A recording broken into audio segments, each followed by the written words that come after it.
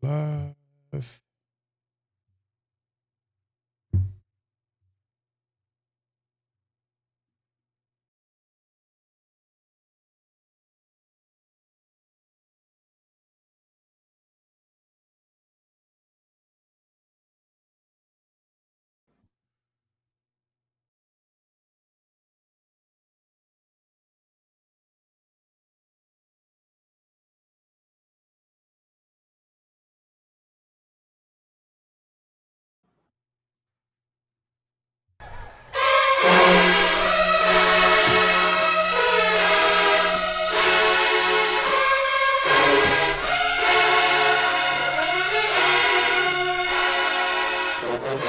Ladies and gentlemen, it's that time again. Tell a friend to tell a friend to tell a friend that Fat Boy Finesse is live again. It's going to be a good time tonight, good people. Jilly So Silly, I see you. Absolutely. Let's have a beautiful night. Rock Boy T, what's good, man? Good to see you. Appreciate you coming through. Sir John, what's going on with you? Sin of the Day, Maverick by Perfumes. Sally, what's going on, Sally? Larry, what's happening? Eddie, what's going on? Bezo, what's going on? I appreciate you guys tuning in. So y'all already know what the routine is.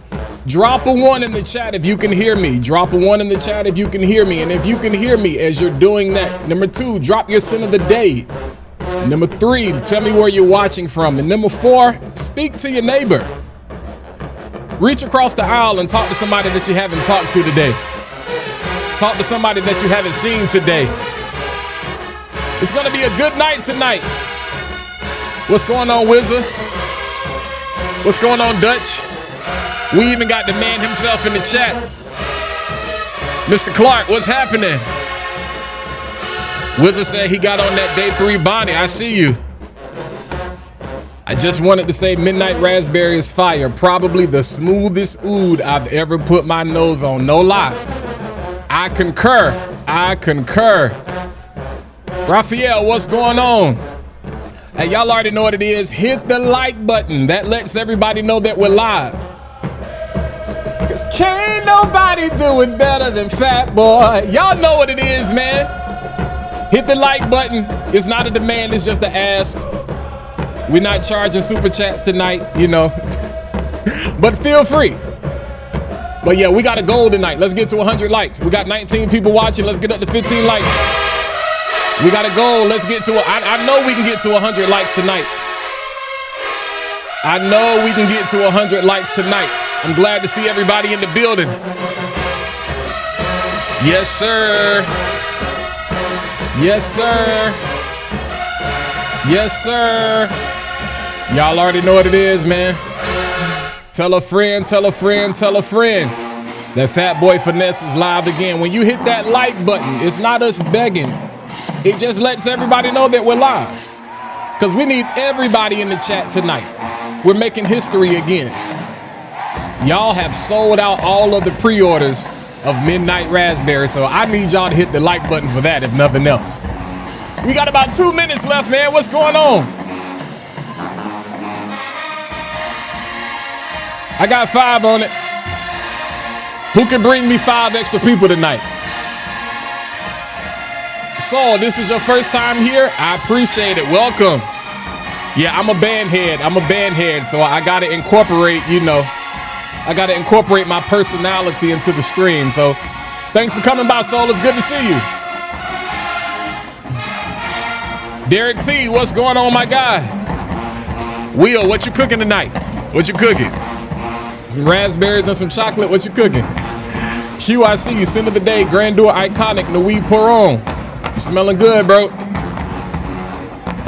I see y'all coming in. I see y'all coming in. I know it's weird. We typically don't go live on Wednesdays, but we here. It's our niche day, you know? We got about a minute left. We got about a minute left. We got about a minute left, man. We got about a minute left. So I appreciate all of you all tuning in tonight. We got Corey in the building. What's going on? Watch it. Look, that man live on a plane, yo. Watch it from the sky. That man said he cooking some chicken with some pasta. All right. Finish off the night with some midnight raspberry. That'll be a nice dessert.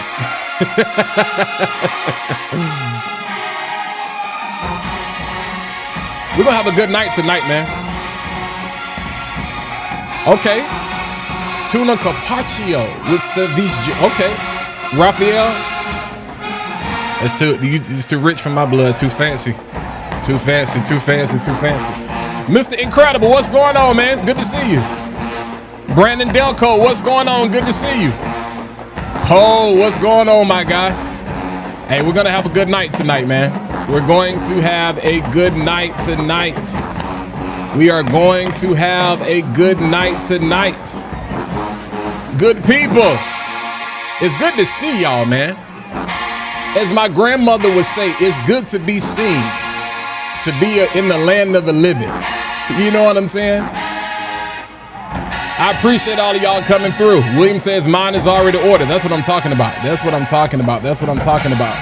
That's what I'm talking about, man. I can't see y'all, but y'all look good. I can't see y'all, but y'all look good. Y'all look good, even though I can't see you. Soul says, dang, that's fancy. I just heated up some pulled pork with mac and cheese. Hey, now that sounds good to me. That sounds good to me. Hey, man, somebody tell my mama we made it. Somebody tell my mama we made it. Somebody tell Mom Dukes that we made it, man. It's going to be a good night. I got a feeling that tonight is going to be a good night, man. I appreciate all of y'all coming through. In the words of my brother Dedrick Hicks, positive vibes only. So we got positive vibes going all in the chat tonight, man. Tell my mama I made it, yo. Because, yeah, we have the famous Michael Paul in the building. Ray, I appreciate that. Yes, we are feeling much better than what we were before because, oh, my God, you know. Raphael says, nothing fancy, just a Peruvian-Japanese fusion dish that I created. The fact that you said Peruvian and Japanese in the same sentence, Ralph, yeah. Good to be seen and not viewed. Hey, Derek, let me tell you something. They could be viewing you today. They could be walking around a casket. They could be sad you're gone. They could be happy you're gone. You know what I'm saying? But y'all are talking to me in the chat. You know, I know life is lifing right now. I know life is lifing, but hey, man, it's better above ground, you know, than it is underneath. You know, that means you still got a fighting chance and you got a chance to smell something else. And that's really what brings us together tonight, right? Yeah. Beardson, what's going on, man? Good to see you. Sin of the day, Mason Crivelli, Hibiscus Mahat. Okay. So I see people in the chat. I see y'all coming in. Let me know what your sin of the day is. Let me know what your sin of the day is. And like I said, we're going to let everybody get settled, let everybody get gathered. And then we're going to bring up the man himself. How was your Wednesday? We've made it through halfway through the week. How was your Wednesday? How was the week going? Talking about life. Yeah, Tazo is doing good, man. From what he said, Tazo is doing good. Like I just checked in and say, hey, man, literally all I said was, hey, bro, hope you're well. God is good. And yeah. Beardsome says, I've been wanting to get into day 3 for over a year now. Michael K, please get them available in the UK. Okay, so let's see. Rockboy said, I just got paid. I missed getting a bottle. Hey, bro, what you got? About 9 days till November the 1st? 9 days till November the 1st? Yeah. SB, what's going on, man? What's going on, SB? Just got the day 3 samples yesterday, and there's some absolute heaters in there. Now I got to get about 5. Yeah, you definitely got to grab some bottles, fam. Machine Fit, French Avenue, Capricorn. What's going on, Jims? What's going on, man? I see y'all coming in.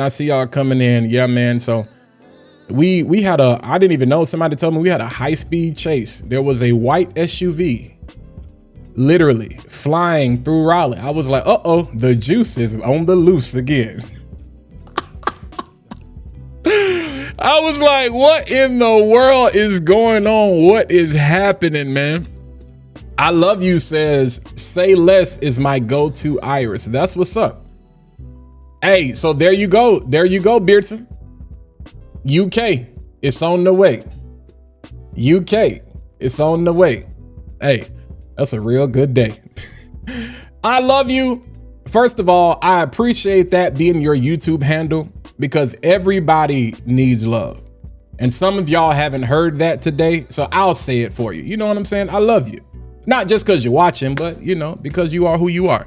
You know what I'm saying? But I see everybody in the chat, man. I appreciate you guys. I appreciate you guys tuning in. And like I said, tonight is going to be a good night. So let's go ahead and take care of some particulars. Y'all know how we do. And then we are going to get started. Let's go.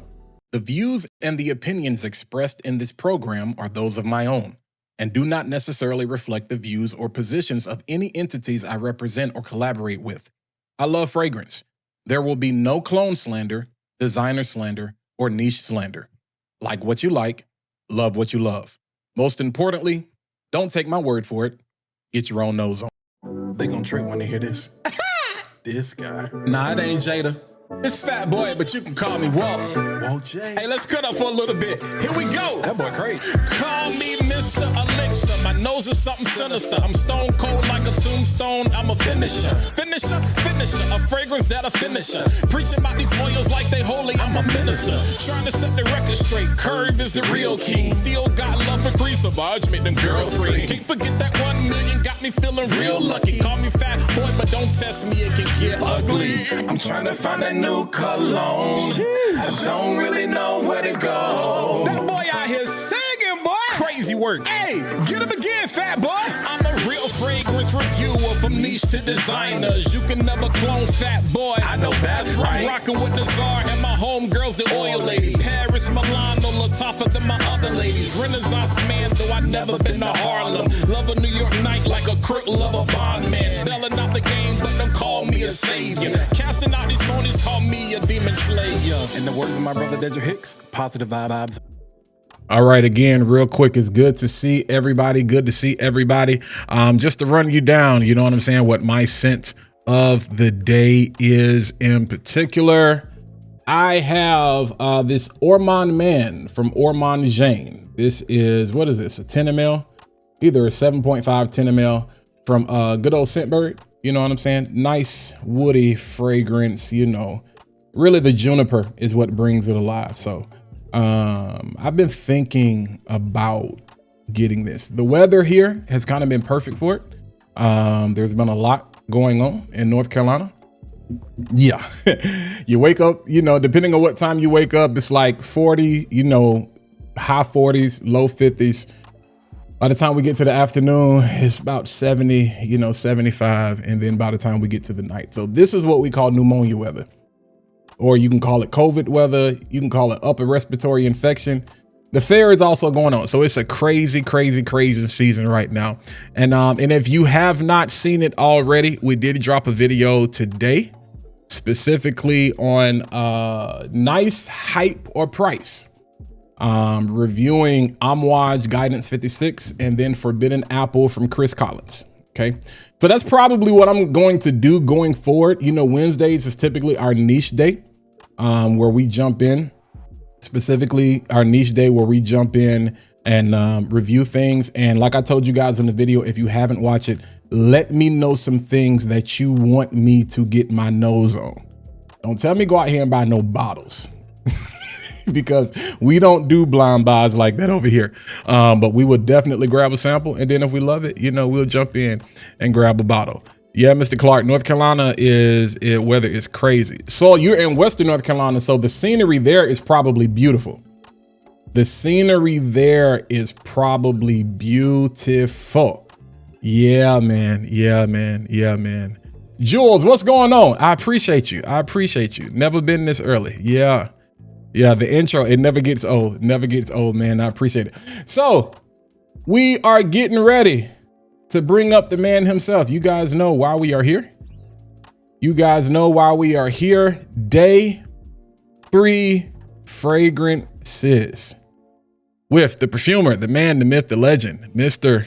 Michael Pauls. Let's go ahead. Let's get some switched over. And make sure Mike looks good when I bring him up. All right, cool. And we are live. Mike, how is it going, my friend?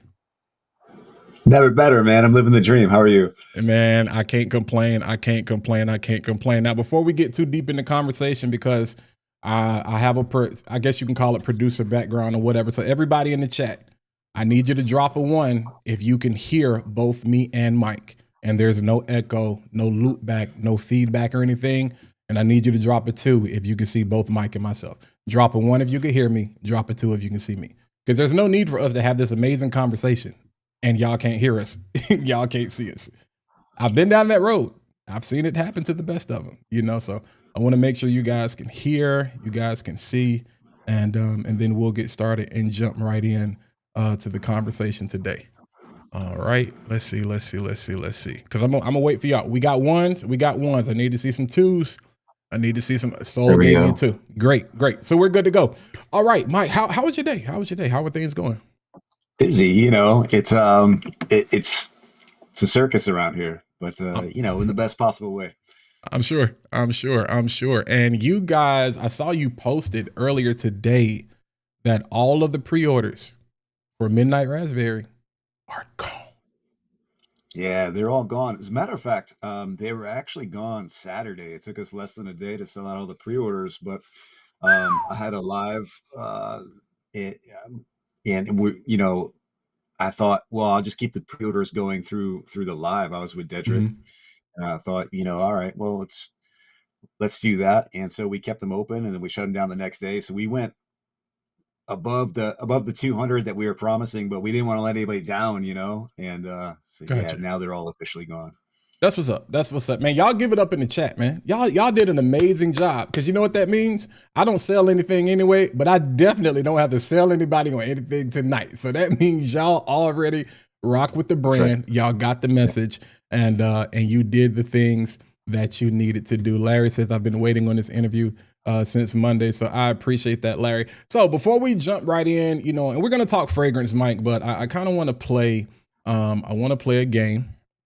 And this game is called Build a Fragrance. All right.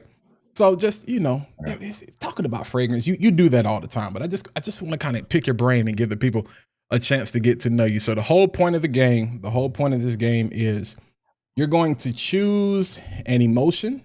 All right. Mm-hmm.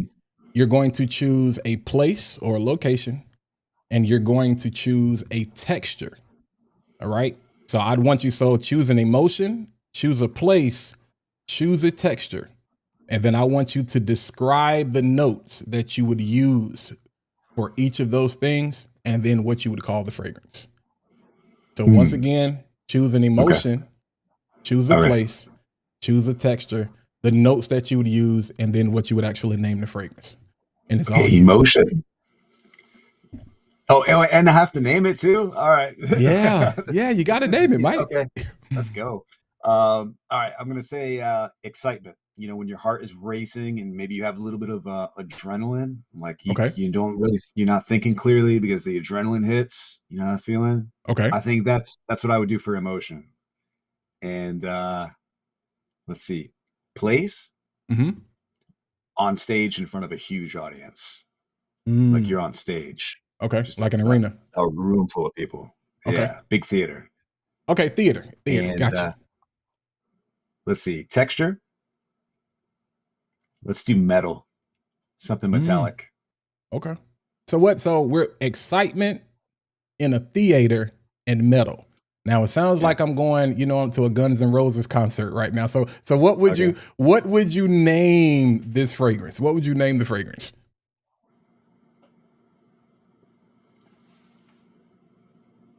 Something having to do with let's see, memories. So memory, melody, or modern memory, I think would be good. Okay, I like that. Modern memory. Modern memory. It has that dichotomy. Right. Something futuristic, something in the past. Yeah, it points to both the past and the future at the same time, which you kind of see. Not just I think even in the fragrance space, but just in general, because they always say history kind of repeats itself. And, you see that a lot in music, where people kind of reach back and quote unquote sample, and it's like you just bring the past into the present, give it a futuristic sound. That's dope. So I like that. Yeah. So Dutch said remembrance. That's a good one. That's That's a a good good one. one. That's a good one. That's a good one. Dutch, you might have to pitch Mike on that idea for the next day 3 release. Day 3 remembrance. So let's talk real quick, because most of the people in the chat, a lot of people, they're already in the fragcom space, and Jims has this thing we talk about. This is our cul-de-sac, so fragcom is this huge community, but in our section of the neighborhood, in our cul-de-sac, I think a lot of people are familiar with you, but then some people, they are new to you. So let's talk, because Noah, if I jump back in the Bible real quick, God gives Noah this vision, these instructions, and tells him it's going to rain. So I need you to go build an ark. And it's like, are you crazy? Like, it's never rained before. Abraham, in his good old age, like, God tells him and tells his wife, it's like, yo, I'm going to give you a child. I'm not just going to give you one child. I'm going to make you the father of many nations. I'm going to make your name great. The angel comes to, Mary, comes to Joseph, and it's like, you're going to bring forth the Messiah. All of these different things that are like, I can imagine, probably sound pretty ludicrous. And I've heard a little bit of your story of how you guys got started. But I really want to know, like, did you have that kind of experience, or was it like the typical, hey, honey, I think we should do this? And she probably just looked at you, was like, are you out of your mind? Did you eat something bad? Too much Haagen-Dazs? Like, what really led you? Because I've heard you say it, but I'm like, nah, I really want to know when I ask him, what honestly led you to, like, of all the things, start, a fragrance brand when you guys did? It really was 100% through prayer, honestly. I was convinced I'd be a magician for the rest of my life. I was traveling all over the world. I was working for celebrities at the time. I was, I'd won a bunch of awards for magic, and so I was like, this is going to be it until the day I die. Like, until I retire, I'm going to be doing magic. And COVID happened, and we were like out of work, but it was such a blessing, because there's something about when God gives you a break and he takes you out of your situation first, and then you have time to sort of sit and reflect, like, all right, well, now I'm not doing anything, so what does God want for my life? And so I began praying, and my wife was praying, and we had prayed for months, and really it just had this vision drop in my heart, and I did tell her, I was like, "Hey, I think God wants us to start a perfume company," which sounded crazy. It sounds normal now because you're looking at a guy who is a perfumer and Right. has a perfume company, so it doesn't really seem that strange when I tell the story. But if you put yourself in my shoes, like, perfumery was not on our radar. Like, it Right. was completely out of the blue. And she did do that thing where she's like, "Oh, perfume, okay." She said, "Okay, why don't you keep praying just to make sure, like, that you're Just to not make sure. losing your mind?" Right. And so I did, and we just got some really fun confirmation. Like, sometimes when God wants to get your attention, he'll do it, Right. in interesting ways. And so we just received some confirmation and said, all right, well, if this is what God wants, let's do it. Like, God will bless it if this is really his plan. Mhm. And that's what made the award so fun, because we created our first fragrance, and my thought was, like, listen, if this is blessed by God, if this is what God wants us to do, God will take care of the rest. And so we entered it for an award, and we won, and it's like the biggest award in perfumery. And that was just like a nod, like a little confirmation that as long as we stay faithful and authentic and true, to what God is calling us to, that he'll open the doors. And that's always been our prayer as a company, and as a husband and wife. We've always prayed that, like, if we just stay faithful and we just go step by step what God is asking us to do, that he'll open the doors that we can't, and he'll close the doors that he Mm. needs to, Right. and so we've been very blessed, and that's how we live. Gotcha. Now that's a tremendous story, because whether you're just an individual, like, everybody is chasing something. Like, everybody has a dream. Like, I know a lot of us are in the fragrance space, and Some people want to be influencers. Some people want to start their own fragrance line. Some people want to open up their own boutiques. But even outside of that, you guys have dreams to accomplish this, accomplish that. And so it's always good to just hear that reminder, the Bible always talks about, like, using the foolish things of the world to confound the wise. So it's like, yeah, you want me to do what? Like, it's gonna rain? Like, okay, God, like, that's funny. He's like, no, like, Yeah. serious. Like, you want me to start a fragrance company? Like, but and I think what you said is, I thought I was going to be doing this forever. And then Mhm. here comes this pivot, which honestly probably would not have happened if not for this uncomfortable situation, with COVID. Mhm. Like you said, Right. so, being able to put you in a position to pivot, to really kind of exercise your faith. Always, I think it's a beautiful story. Even when I first heard it, that really resonated with me. And so I'm assuming that so much of the company is really wrapped up in that faith and that authenticity. Does that also, like, kind of affect the creative direction? Or is just kind of one of those things, it just comes by inspiration? Or because I think on the website you talk about moments, and how even what led to the original fragrance is like, how can we turn this moment into a fragrance? Is it always like that, when you guys are coming up with a new fragrance, or that just happened to be the case that one time? Yeah, it's something that we learned really early on because the first fragrance it was inspired by my mother-in-law's coffee. Hmm. And it was something that was so personal to us. It's not like we were trying to create a certain kind of fragrance or go in a certain direction or chase a certain trend. It was just something I did because I wanted to do it for my mother-in-law. Hmm. And it wins this big award, and it really sets our company off. And that was a really important lesson for us because what we learned is that we can stay true to who we are as a family, and we can be inspired by the things that happen to us personally, and that everything is going to be okay. Like that our people will find us, and that the fragrances will be good. They'll get out there into the world and they'll have some success, and we can still be who we are. you know um what you see so often in the fragrance community is companies that are chasing trends. So if something becomes hot and everyone wants to jump on the bandwagon, but I mean, it's such a non-creative way of doing things. You know what I Hmm. mean? Like if you're chasing a trend, by definition, you're going to be second place is as high as you can ever go. You know what I mean? Right. So but instead, if I have a personal memory or a story or something and then I create around that, like then all of the fragrances that come out of this house are going to be creative, and they're going to be inspired by something that not everybody's chasing.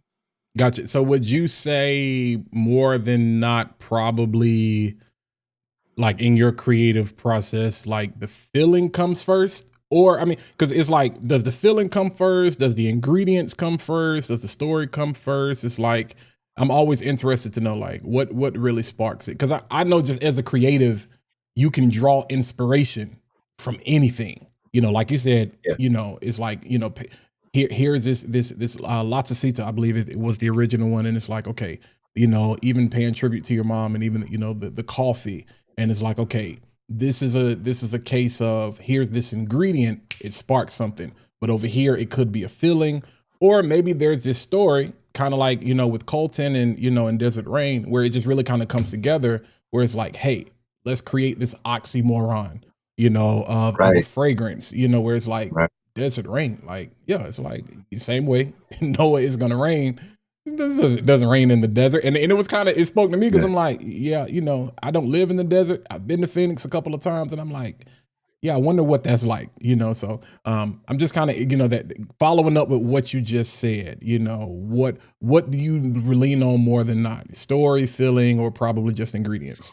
I think for me, it's been story first, Okay. through every fragrance. I think I've kind of found this little groove where I find that my thing is telling stories through fragrance, and I kind of like have a knack for being able to do that, and um, so that's where I go first. Uh, Okay. and I think it's helpful to me as a creator because then when I smell the perfume and I'm satisfied in my head that it reminds me of the story, then at least I know when the perfume is done, not to touch it anymore. Because that's one of the very difficult things for perfumers is when you're working on a formula, when is it done? And for me, because I'm starting with the story first, when I'm satisfied that I've told that story and I can relate to it through the perfume, then I know the perfume is done. And then Mm. it's also nice too because when people come along later and then they critique or criticize the perfume, and they will because it's public, right? Uh, Right. I can still be satisfied as an artist and say like, no, it's exactly the way that I wanted it. Mhm. So like La Tacita de Cafe smells like my mother-in-law's home and her coffee.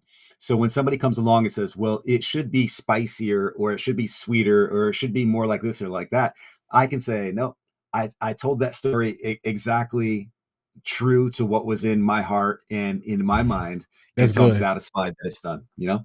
That's good. Because I one of my next questions was going to be like, how much does feedback kind of play into the things that you do? Because even just being able to quote unquote have a conversation with you, being able to touch the perfume or the brand, there are so many brands out here that a lot of us will never come into contact with. We will never be able to sit down and have a conversation. And so kind of being a man, or you and your wife, amongst people, where it's like, okay, does feedback play a role? As a create, one of the things we talk about all the time is you don't necessarily create content for yourself, you create content for your audience, or you can be out here on the Isle of Patmos by yourself, and it's like you're not getting any traction because it's like your audience is saying, we want this, I want that. So there's a fine line, but does that feedback ever really help you guys do something different? Or is it most just like, hey, no, for what we wanted to do, I think we got this right. We appreciate the feedback, but do you ever take into consideration and it like changes the direction of anything? No, never. And I think part of that is because at some point I may create a fragrance that flops where nobody likes it, right? Mm, And in my mind, I don't want to have to look back and say, I should have never listened to so and so.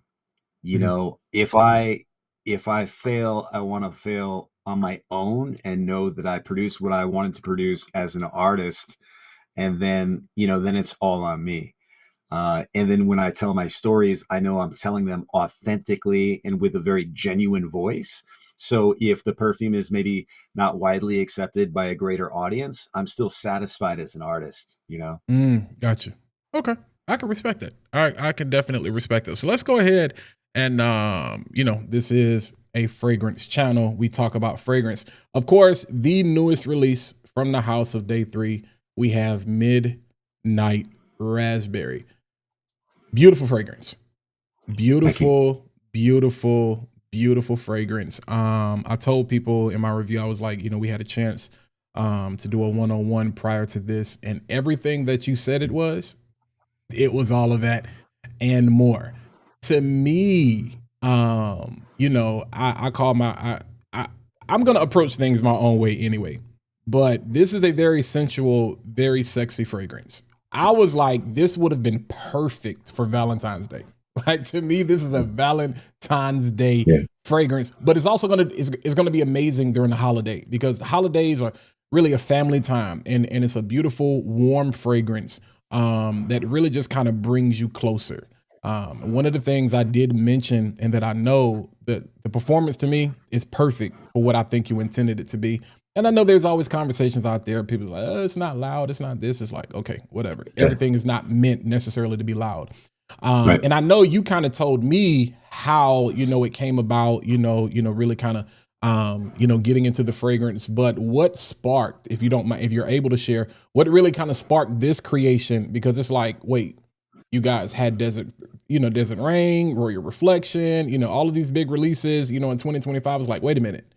Rumors are we're getting another one. Shout out to my guy Kev. He's probably on a flight right now, watching the replay.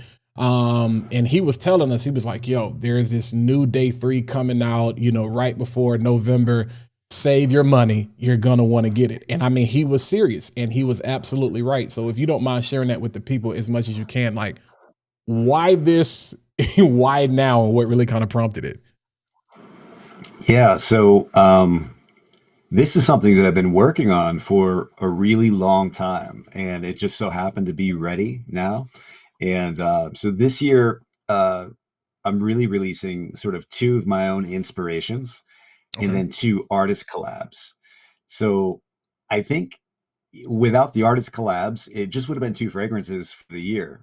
And so the artist collabs were almost a little bit of a surprise to me, like that Hmm. we had that opportunity. It was such a blessing.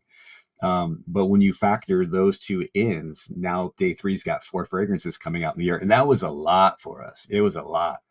But I've been wanting to do a raspberry fragrance for quite a while because I have I have this core memory of my childhood hanging out with my at my grandmother's house, and we lived on the East Coast in Massachusetts, and there's a company called Friendly's, and Friendly's is known on the East Coast for being like the great ice cream company. And my grandmother always had Friendly's black raspberry ice cream in the freezer, and we knew every time we went over to grandma's house that we were going to get black raspberry ice cream, and it was going to be like a hot fudge black raspberry sundae. And currently my grandmother has Alzheimer's, and so it's very difficult, visiting and talking with the family and talking to her because she doesn't remember who we are anymore, Right. and that kind of caused me to look back on all the good times that I had with my grandmother, and I just started to think about this really pleasant memory, and I thought, you know, I think I would like to just do a fragrance for me that's kind of reminds me of that experience of the black raspberry and the chocolate. And so I've been working on it for quite a while. It was just never ready to come out, because I hadn't nailed it. We were talking about the inspiration and how when a fragrance is done. Hmm. And for me, this fragrance just wasn't complete because it didn't have that smooth creaminess. It didn't have the realistic raspberry. It just took me a long time to work through that. Gotcha. And so yeah, now it's done. And I thought, well, cold weather release, like let's do it. And so we ended up with four fragrances this year. That's tremendous, man. That is tremendous. It's just and even when you shared that story, with your grandmother, and that means a lot. That means a lot because people a lot of times we buy fragrances and we don't really get a chance to hear the story behind it. And it's not about sympathy. It's just about empathy. Like I always, my audience knows I always refer to this quote, where somebody says like music is the only thing in this world that doesn't ask for permission, to enter your soul or into your space. And I'm like, but fragrance is the same way. Like you don't get to Yeah. decide whether you want to smell something or not, whether it's pleasant or whether it's, horrible. It's like, it just kind of happens. And when you're able to reflect on things, music is one of those things, it puts you in your feels. And when you Yeah. hear the story behind certain things, it's like it makes it feel different. You remember where you were the first time you heard Michael Jackson, where you were the Mhm. first time, you heard Prince, for this generation, I don't know, the first time they heard Taylor Swift or Beyonce, you connect Mhm. with the people that you connect with. And just being able to kind of pay homage, pay tribute. This is more of a legacy type of fragrance, because, if and when that time should come, it's like, after she's gone, like Midnight Raspberry is going to remain and going to touch like thousands, tens of thousands, hundreds of thousands of people. And it's like, this was all in her memory, so it's a beautiful way to really just kind of continue to spread that love. I always say spread love. We show love the Brooklyn way around here, Mhm. even though I'm not from Brooklyn. I just, I'm a Biggie Smalls fan. So that's just that reference. All right. But yeah, even when you said it, it was a beautiful, beautiful reference. And I'm appreciative of it because you can feel the warmth. You can feel the warmth. You can feel the love. It helps you stop for a second, to really kind of appreciate the perfumery. In my Mhm. opinion, based on everything I've experienced, like I said, it's top three and it's not three. I think because again, Well, you thank you. guys didn't have a oud, and so this was kind of like, okay, no, like, well, day three, we know, but it's like you don't have a oud. Okay, well, we have one now. So it's Yeah. like, from a respect standpoint, I think it was a huge thing, huge boost. I think it's gonna do well, do wonderful, even this late time of the year. I think a lot of people are going to be pleasantly surprised when they get their own notes on it. I know that was kind of a challenge, really kind of doing something in her memory and really trying to get the raspberry together. Um, that oud, because I told you I don't really do oud like that. I don't do animalic oud. So it is Mhm. that Vietnamese oud, beautiful, comes off just like that chocolate, just like you said. Dutch said it was for marriage proposals in December. And I'm like honest, if I was getting married in the fall or the winter, this would probably be my scent. And I'm not just saying that because it's Mike. I'm not just saying that because it's day 3. It is a very inviting, very warm, very sensual scent. Like, do y'all just be eating chocolate covered raspberries for the sake of it? Now I know they have those frozen chocolate covered raspberries, but when you think chocolate covered Those are fruit, delicious. I you, could eat a whole bag of those. Like, you see what I'm saying? Exactly, exactly. So I'm like, when you think chocolate covered fruit is like, I'm thinking about my spouse. That's what we're thinking about. But do you often find it challenging? Like, what would you say has been the most challenging fragrance? Was it this one? Just trying to get that raspberry right, or has there been any other ones from the house that have probably been more challenging than this? yeah, a couple. It's funny. Like, maybe I shouldn't be admitting like how tough of a time I have with certain formulas, right? Because Mhm. I should be here bragging like, no, everything is easy. But Bunny was very difficult. Um, Mm. Trying to nail a mango that didn't come across as candy or like mango bubblegum, but something that was really photorealistic. We had mangoes imported from Bunny in Dominican Republic, and they have a very particular scent. And so I was trying to recreate that in a photorealistic way so that when the person wore it, they really felt like they were standing in in my grandmother's backyard in Bunny. Well, my wife's grandmother had a mango tree in her backyard. And so, Mm. what if you're standing under that tree? Like, what does the tree smell like? The mango leaves, the actual mango, like the fruit itself. And so that took a long time. It took a lot of revisions. And then the other one was Desert Rain for sure, because I was working with Colton, and Colton is a perfectionist and he's a tremendous artist. And just working with him through Desert Rain, you could tell why his music is so stunning because he just never stops thinking and improving and pushing for perfection. Mm. And so he really drove this process where it was we went through over 130 variations of the fragrance before we ended up with where we got to with Desert Rain. And I was just sending him vials of like new accords and new formulas just every single day. But I'm so glad that he drove us to that place because I'm very happy with the way that it came out. He loves the way that it came out, and it turned out to be one of our best sellers. That's amazing. Like, that's a lot of. I'll relate it to a design standpoint, or create like photography, videography, graphic design. I'd lose my mind. We have to put limitations on clients, with revisions, because it's like, nah, that's too much. That's too much. It's like either you trust my creative direction or you don't. So the fact, first of all, your humility, your transparency, your vulnerability says a whole lot, because I'm pretty sure there are a lot of perfumers that are like, I don't need you. You need me. Like, you Right. want a fragrance. So the fact that you even went through that, Yeah. and it was good, because me being a country boy, wanting to be a meteorologist, at one point, we had this thing, you can smell when the rain is coming, Yeah. and so just really smelling the fragrance, and then it's like, wow, okay, I know what Yeah. rain smells like here. Humid climate, and nothing compared to Georgia, Alabama, New York, Louisiana, Texas, those areas. That's a different level of humidity.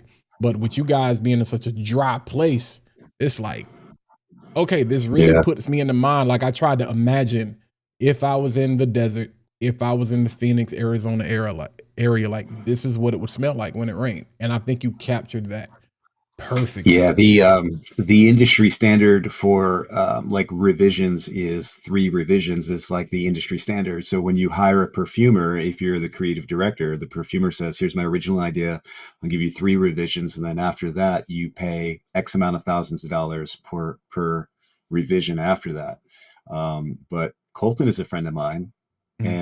and quite a while back, I was joking with Colton about, "Hey, man, like someday." Day three is going to create like your fragrance, like your official fragrance. And at the time, it was just kind of a pipe dream. You know, we were so far off from that where we were as a company and where Colton was as an artist. And we had the opportunity to work with Megan Woods, and it worked out really well. And so the very next phone call was to Colton, and I said, "Hey, man, it's that time. Like, let's go."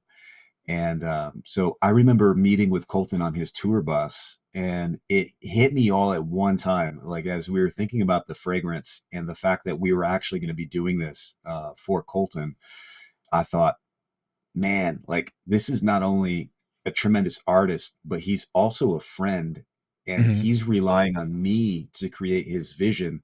And I told him right in that moment, I said, whatever it takes, I will give you 100% the best I can possibly give you. Like, I'm not going to just give you something and you're stuck with it. Like, I'm going to make it perfect to your vision. And that's what we did. And yeah, it took 130 something revisions, but it was worth it because at the end of the day, I was able to fulfill a promise to a friend. He was happy as an artist, and it really reflected well on our company too. You know, because now when people come to day three, they know they're going to get something that's filled with passion, something that's filled with heart. And we're not going to put something out just to put it out and say we did it. Like when you buy something from day three, you're going to get all of me. You know. Right. That's tremendous. Are you guys quote unquote? I know with Colton being a friend. I'm assuming you'd be open to like doing collaborations with other artists or celebrities as well. Okay. Yeah, ideally, I would like to have a third collaborator. We've got Megan, and man, she was awesome to work with, and it was such a good experience. That's what led us to working with Colton. And I have this like OCD thing. Like I don't know, I can't leave it at 2 collaborations. Like, 'cause it Mm, doesn't feel like a complete series. I feel like if I have 3, that'll be a complete series, right? gotcha. So I'm looking forward to doing a third collaboration. Got it. Got it. That makes sense. That makes sense. All right. So, chat, do me a favor, chat. Y'all drop some questions, you know what I'm saying, in the chat for Mike if you have any, because we are here for a good time, not a long time. I'm going to run a quick ad and then we'll be back. We'll play another game and then we will get ready to wrap it up for the night, good people. Okay. All right. Y'all if you drop a question, put a Q so I can filter it. Put a Q in front of your question and then ask the question that you have for Mike, but we will be right back. Yo, party people, fat boy family, listen, I'm sorry to interrupt the live stream, but I just wanted to holler at y'all. First of all, just want to say thank you, man, for tuning in. It's always a pleasure to be able to chop it up with you guys about fragrance life and just everything that's under that umbrella. If this is your first time, I hope you're enjoying the content. I definitely hope that you will come back. I'd really appreciate it if you guys do me a favor because we're on the road to 20K. We're on the road to 20K subscribers, man, and we would not be there without you. So do me a favor. It costs you nothing, just a couple of seconds. Hit that like button if you haven't already. Also, make sure you hit the subscribe button if you haven't already. That way you can be locked into the Fat Boy family. And then lastly, hit the bell so you can be notified every single time I'm posting new content to the channel, man. We're going live every single Monday as long as we have the health and the strength to do so. You also know we got the Decant series where we really kind of dive into niche on Wednesday. We got the podcast, taking notes, and that's really getting ready to come back and take off. We got a lot of guests that are going to be featured on that. And then you already know Fat Boy Friday is the hottest thing in FragCom, man. And again, I just really, really appreciate y'all. It gives me life to be able to make content and talk about one of the things that I love. So again, I want to get back to the live. I don't want to waste any more time, but I just wanted to jump in and holler at you, say I love y'all. I appreciate you. Holler at me, tap in with your boy. All right, let me shut up. Let's go ahead and jump back to the live stream.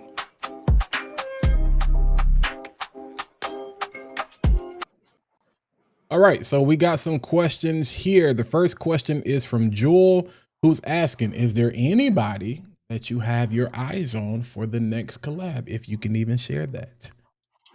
Yeah, a couple people that I think would be amazing to work with as artists, but nothing I want to put out into the public quite yet. Gotcha. Yeah. Right, right. No, completely understand. Around the Way Trucker, will Midnight Raspberry be in the Discovery set? Yeah, yeah, it will. November 1st, when the fragrance launches, it'll be part of the Discovery set. But we also know too that there are a lot of people who just bought the Discovery set recently, and we don't want to make you buy the Discovery set again. And so we're also going to have Midnight Raspberry as a separate sample that you'll be able to purchase on the site. That way, there you don't have to drop another Discovery set, purchase. We'll take care of you. Gotcha. And I love that. I saw you guys did that with Desert Rain, and I was like, yeah, that's clutch. Soul asked a question. I appreciate you guys asking questions and y'all following directions. Would you ever consider having a disability friendly bottle sprays like Rare Beauties bottles? Thank you. Say that again. Like, Would you how exactly do ever you mean? would you ever, Soul, if you can provide any more context, but would you ever consider having disability friendly bottle sprays like Rare Beauties bottles? So I'm wondering if people may have issues with like maybe holding the bottle, or they may not have enough hand strength maybe to even spray it. I'm assuming that's what she asking, but I'll wait for her to follow up on Oh that. yeah, we're always open to making improvements and keeping our customers really happy. And sometimes the process isn't easy, and some it's not always possible, honestly. When you order, we're a very small company, and when you like order glass, and the glass has to be 20,000 units like per minimum order and that kind of thing, it makes any changes like a really big deal.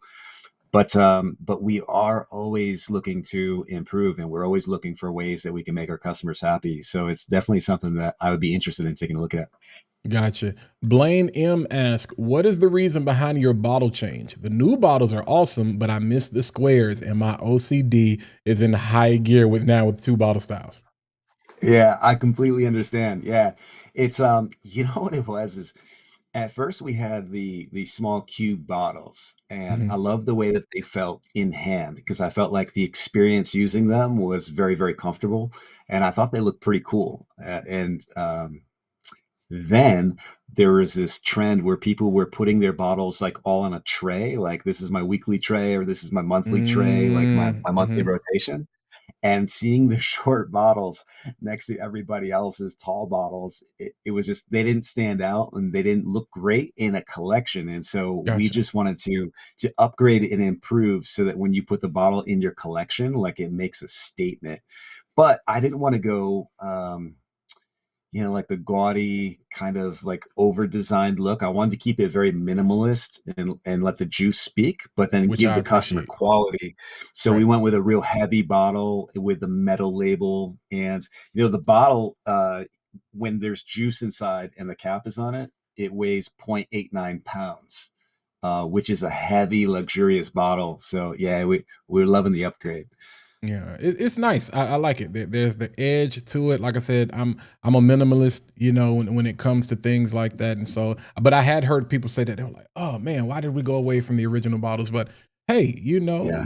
we're always, everybody. We got to upgrade. We got to take it up another level. Well, Uh, when be, we were looking at new bottles, because we did want to do like an upgrade and get something a little bit taller, but the reason we went with these particular bottles, and I don't know if I've ever shared this before, but for me as an artist, like this is like something that just drove me crazy, is we use a lot of naturals in our perfume. And because of that, when you look at every fragrance, they each have a really cool color. Like some are orange, some are more red. Escandalo has actually got like a faint green color.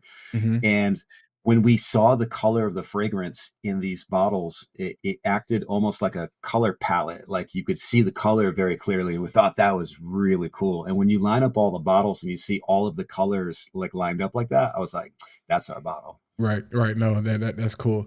Beardsome ask, Michael, I know you're currently not currently shipping to the UK, but will it be possible for me to make an order? I'll cover the fees and accept any liabilities that might occur.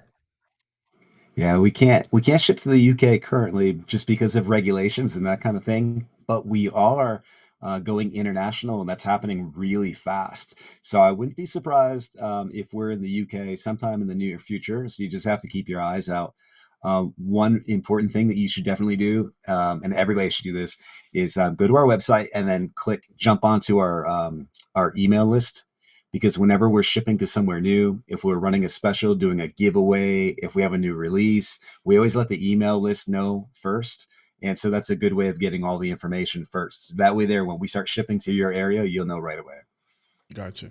Bezo asks, what is your favorite book in the Bible? Oh, one book Yeah, out of 66? that's tough. Bro, can I? I mean, it's a good question because everyone considers the Bible like one book, but it's actually 66 books together, Right. right? Um, ah, Matthew is good. Revelation is so interesting and fun to read. Genesis has been such an inspiration. I I'm gonna go with Psalms. I'm gonna go Mm, Psalms just because listening to a man pour his heart out to God, like, and then sometimes it's in pure joy, and then other times it's because he's scared to death, like just right. kind of like listening in on those prayers is it's an inspiration. It can be really relaxing. It can be really I'm gonna go with Psalms. I think that's the one.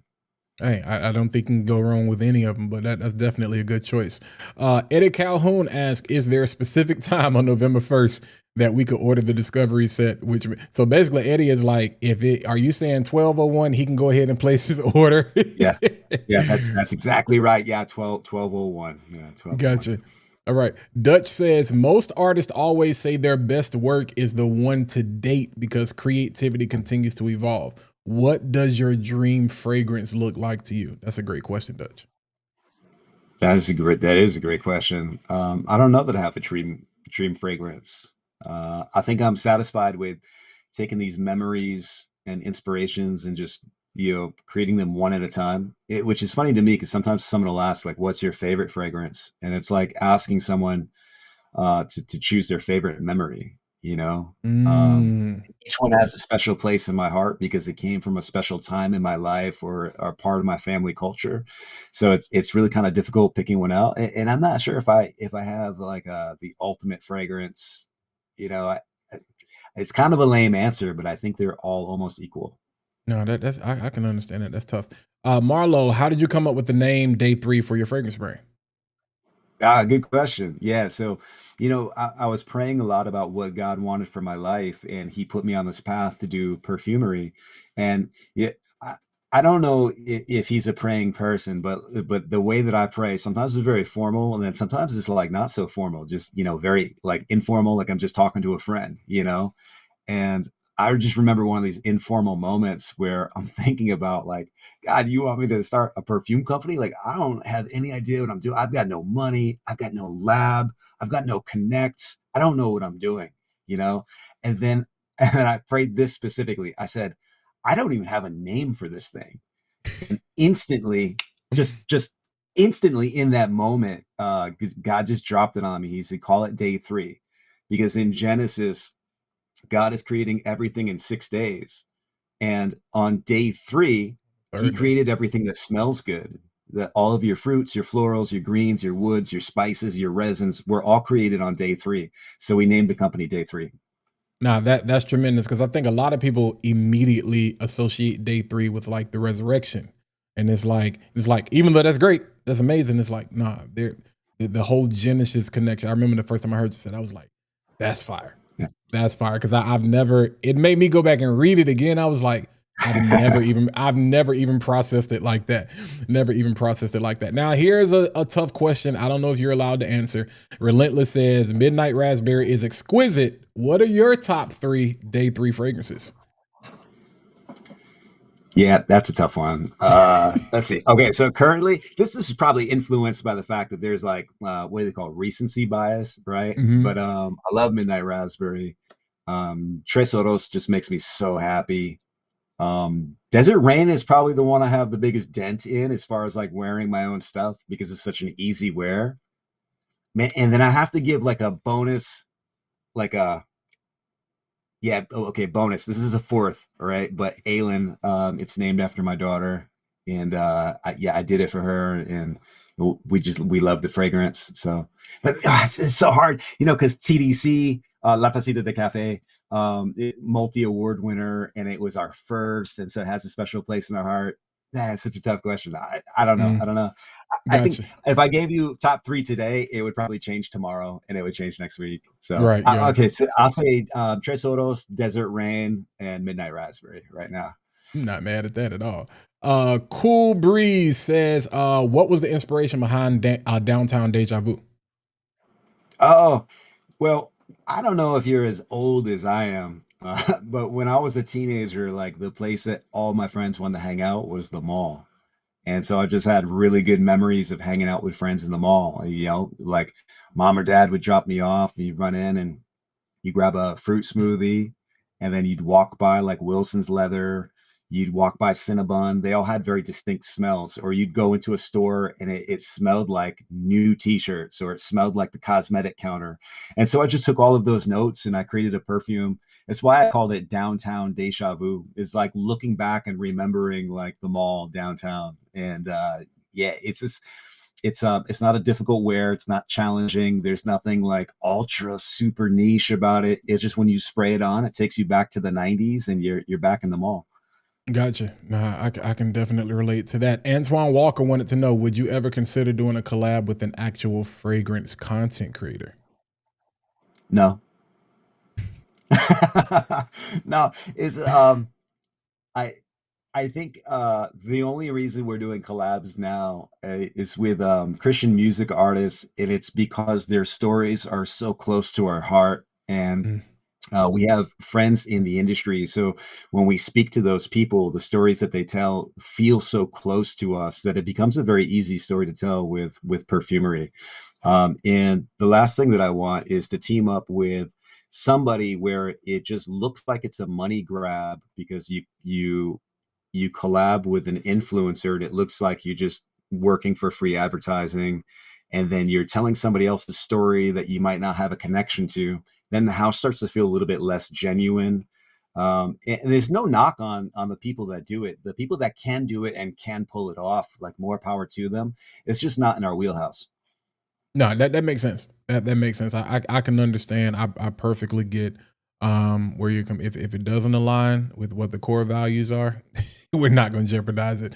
This is a Yeah. question I was going to ask myself. So thank you, Sir John. I don't have to ask it. Are there any trends in fragrance that you are excited about or concerned about at the same time? Yeah, believe it or not, the same trend I'm excited about and concerned about, and that it's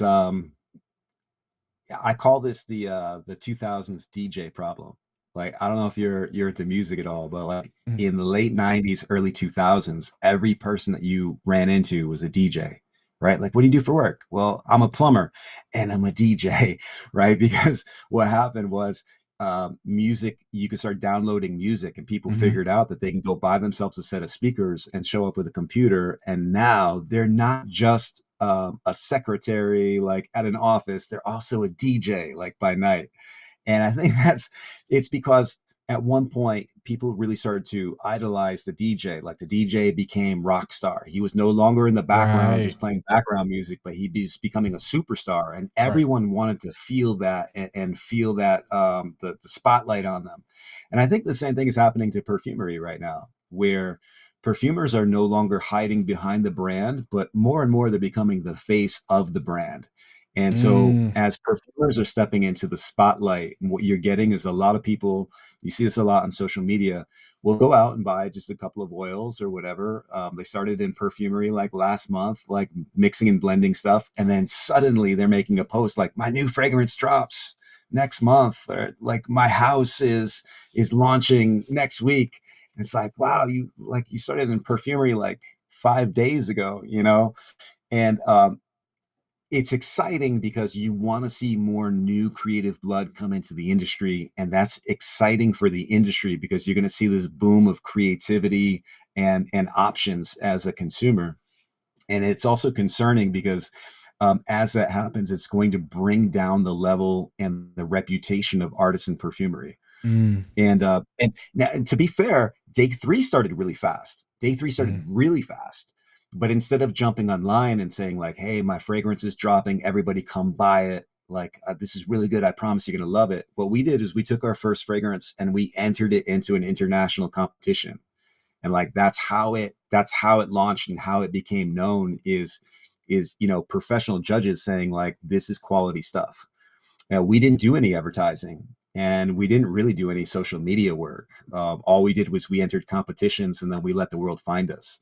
No, that's And true. I think that the danger is if you are learning perfumery and then you drop a perfume next week, the issue is it's not that it bothers me so much. I'm just worried like these new perfumers that are coming into the industry, they're going to get really discouraged if they drop a perfume and it immediately ruins their reputation because first impressions are really important. So if you drop something that you learned how to make last week and then everyone comes by and they trash it, suddenly your name is no good, your reputation is no good, and that's not good for you as a perfumer. And so I just want to see people relax and kind of enjoy the process, learn how the chemistry works, and then put out a good, solid, quality product, even if it takes a little bit longer. Now that makes sense. It's funny you mentioned the whole DJ thing because I'm I have two controllers, some speakers, everything, and it's like I never wanted to be an actual DJ. I just knew I was good on the mic. I know how to grab people's attention. I know how to keep a party going. That's me. But when you really dive in and you really learn, the nuances, and it's like, oh yeah, I have a whole different respect for what these Yeah. people do. And you're gonna see it come back because, like you said, everybody's a perfumer, everybody's a content creator, everybody's a fragrance influencer, everybody's a lifestyle influencer. Mhm. Serato, specifically those who know, like Serato is now compatible with both Apple Music and Spotify.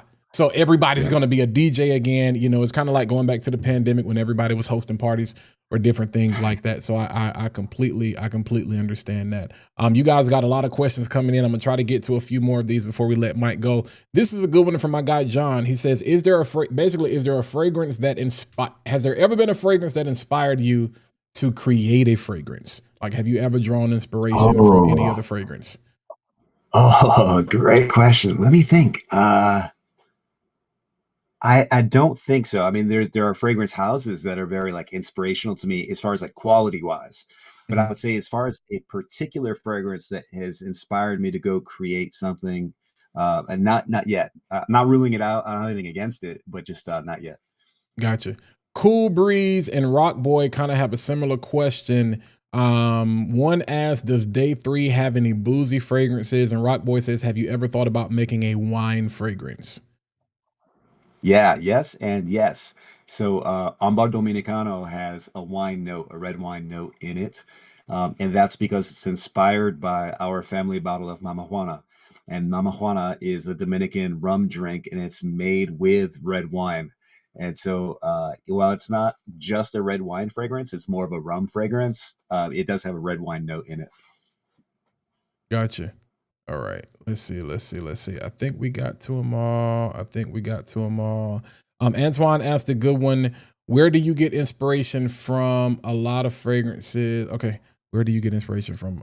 So you kind of talked about this, but where do you get inspiration from? And I'm going to put because a lot of fragrances are carbon copies. So what Yeah. what do you feel like, I know you don't brag on yourself, Mike, but here's an opportunity. It's like what kind of sets Day 3 apart, from everybody else? If you even want to speak to that, or where do you see how do you see you guys position, because we know you're indie niche.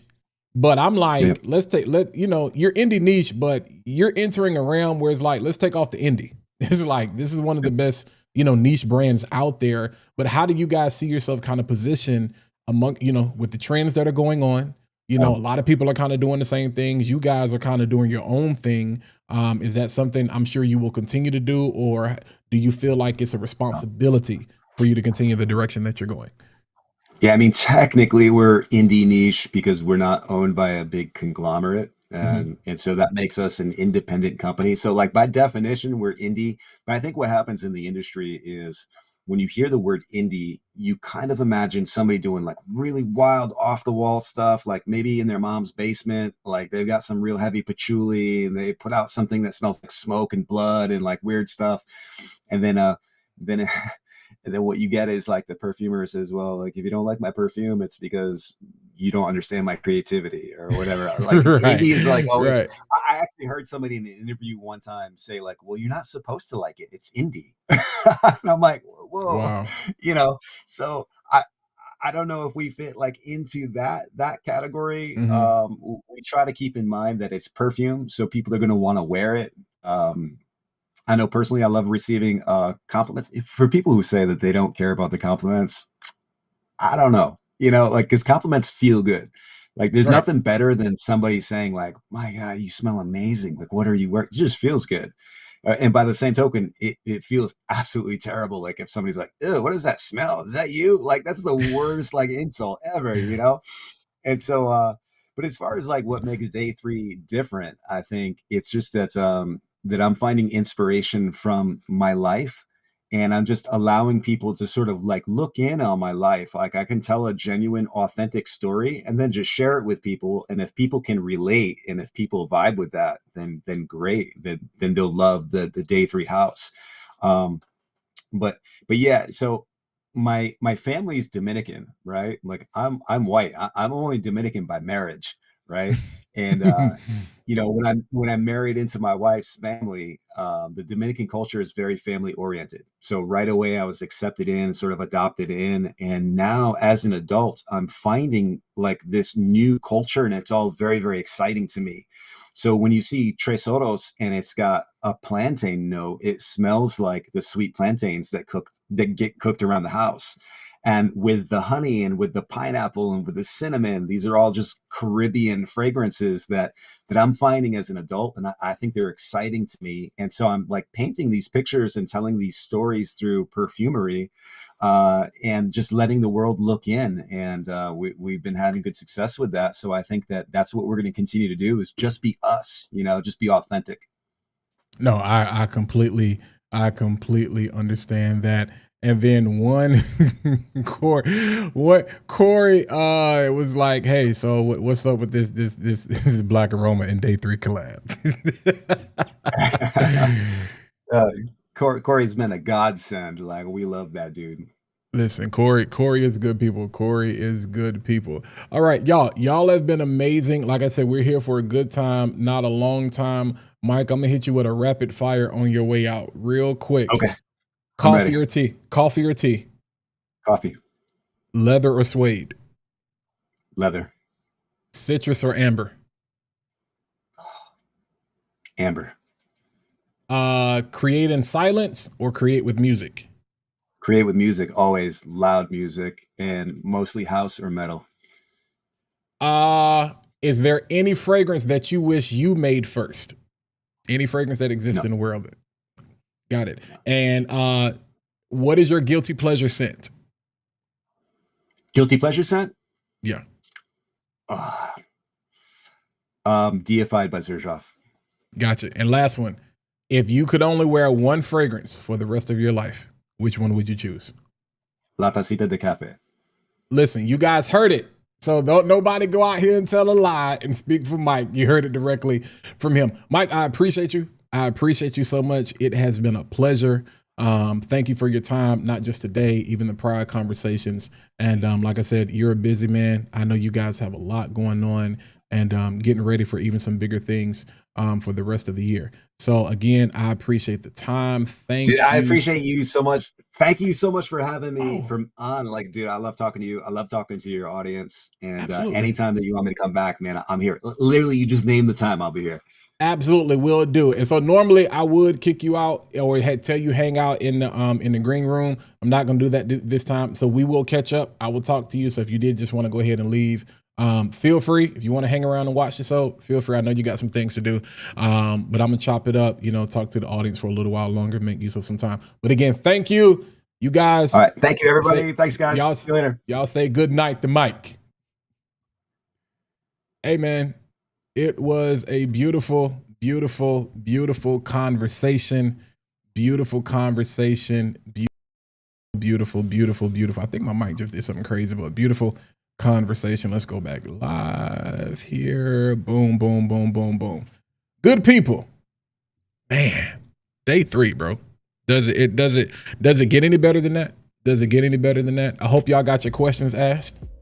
Y'all asked a lot of questions, yo. And I appreciate that. Y'all asked a lot of questions, man. Y'all asked a lot of good questions. Good questions.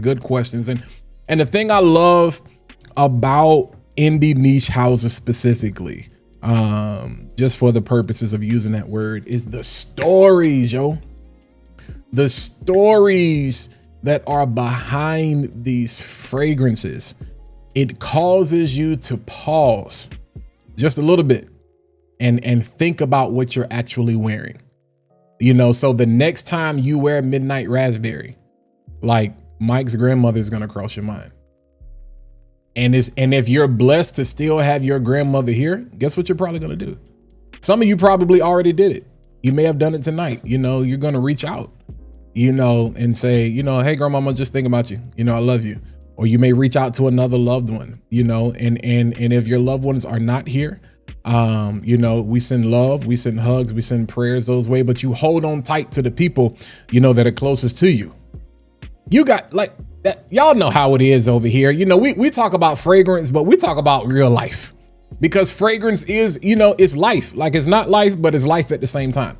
But fragrance speaks to so many things that happen in life. So I'm grateful. You know, I know it's not Monday, but shoot, we pop off and go live randomly, you know, at different times or whatever. But I'm grateful for you guys sticking around, you know, and talking about that. Man, let me just look through the chat real here. Let me just look through the chat. Let me look through the chat. Yeah. Nice. Okay. Raphael is saying, you just answered my question. You like deified. I appreciate that. Subscribe. Yep. Great interview. Appreciate it.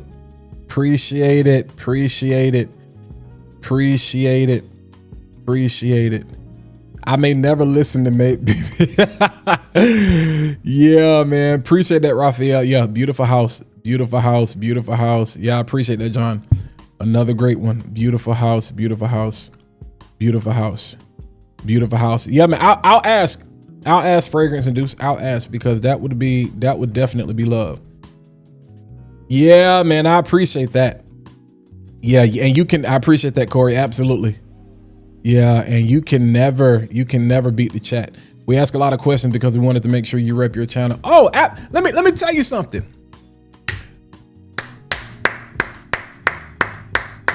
Y'all were amazing. Y'all were on y'all best behavior. Y'all watched, y'all asked questions. You were entertaining, you were engaging, you asked great questions. I can't tell you, as a content creator, how important and how invaluable that is. Because as God blesses me to step into spaces, I like bringing people with me. As the old saying goes, ain't no fun if the homies can't get none. You know what I'm saying? And even though you may not necessarily be in the room with me, I'm doing everything possible to kind of pull you in the room with me. You know, because we don't get these opportunities, you know. So when you get the opportunity to chop it up, have those conversations. I saw Dedrick in the chat. I appreciate you coming through. You know, talk to Mike Monday. We tapped in. We dedicated like 10 minutes of the stream. We jumped in, you know, to the conversation over there, because we show love to Brooklyn, where it's good. People, let me tell y'all like this. I don't understand it. I do understand it, but I don't understand it. We live in a sad time, but there are a lot of people that don't like collaborations. They don't like things like this. They don't like seeing people talking, you know, to brand owners. I don't know why. They call it collusion. They call it shilling. You can call it whatever you want to call it. But when if you can hear the story behind day 3 and you still feel that way, that's a you problem. And I'm not saying you got to like it, because like what you like, love what you love. If you like it, I love that for you. You know, if you hate it, I love that for you too. I'm not trying to sell you anything. If it's good, it's good. If it's not, it's not. You know, but you have to have a level of respect. That's the thing. That's ultimately why we say there will be no slander of any kind. You know, because I know there are some people, all you can afford right now is a $40 fragrance. All you can afford right now is a $50 fragrance. All you can afford right now is a $100 fragrance. All you can afford right now is a $200 fragrance. My hope and prayer is that it doesn't stay that way. Is that something I say sparks something in you, something that I bring to your attention gives you the creative unction, the witty idea and invention, because everybody in this chat has a dream. And so what tonight really represents, if we take fragrances out of it, Mike said, in the middle of a pandemic, no money, no resources, no name, no connection, no nothing. Most of y'all in here have something. Like you have your own idea. This wasn't even his idea. That's the crazy part. This wasn't even really his idea. It's like, God, you want me to do what? You bugging. You got to be tweaking. You are tripping. You want me to do what? Nah, I can't be.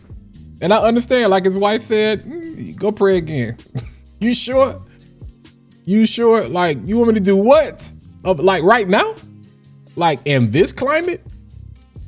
So sometimes it is the craziest situations, man. You know, I saw somebody on Threads today talk about how, they got a phone call this morning, they got fired.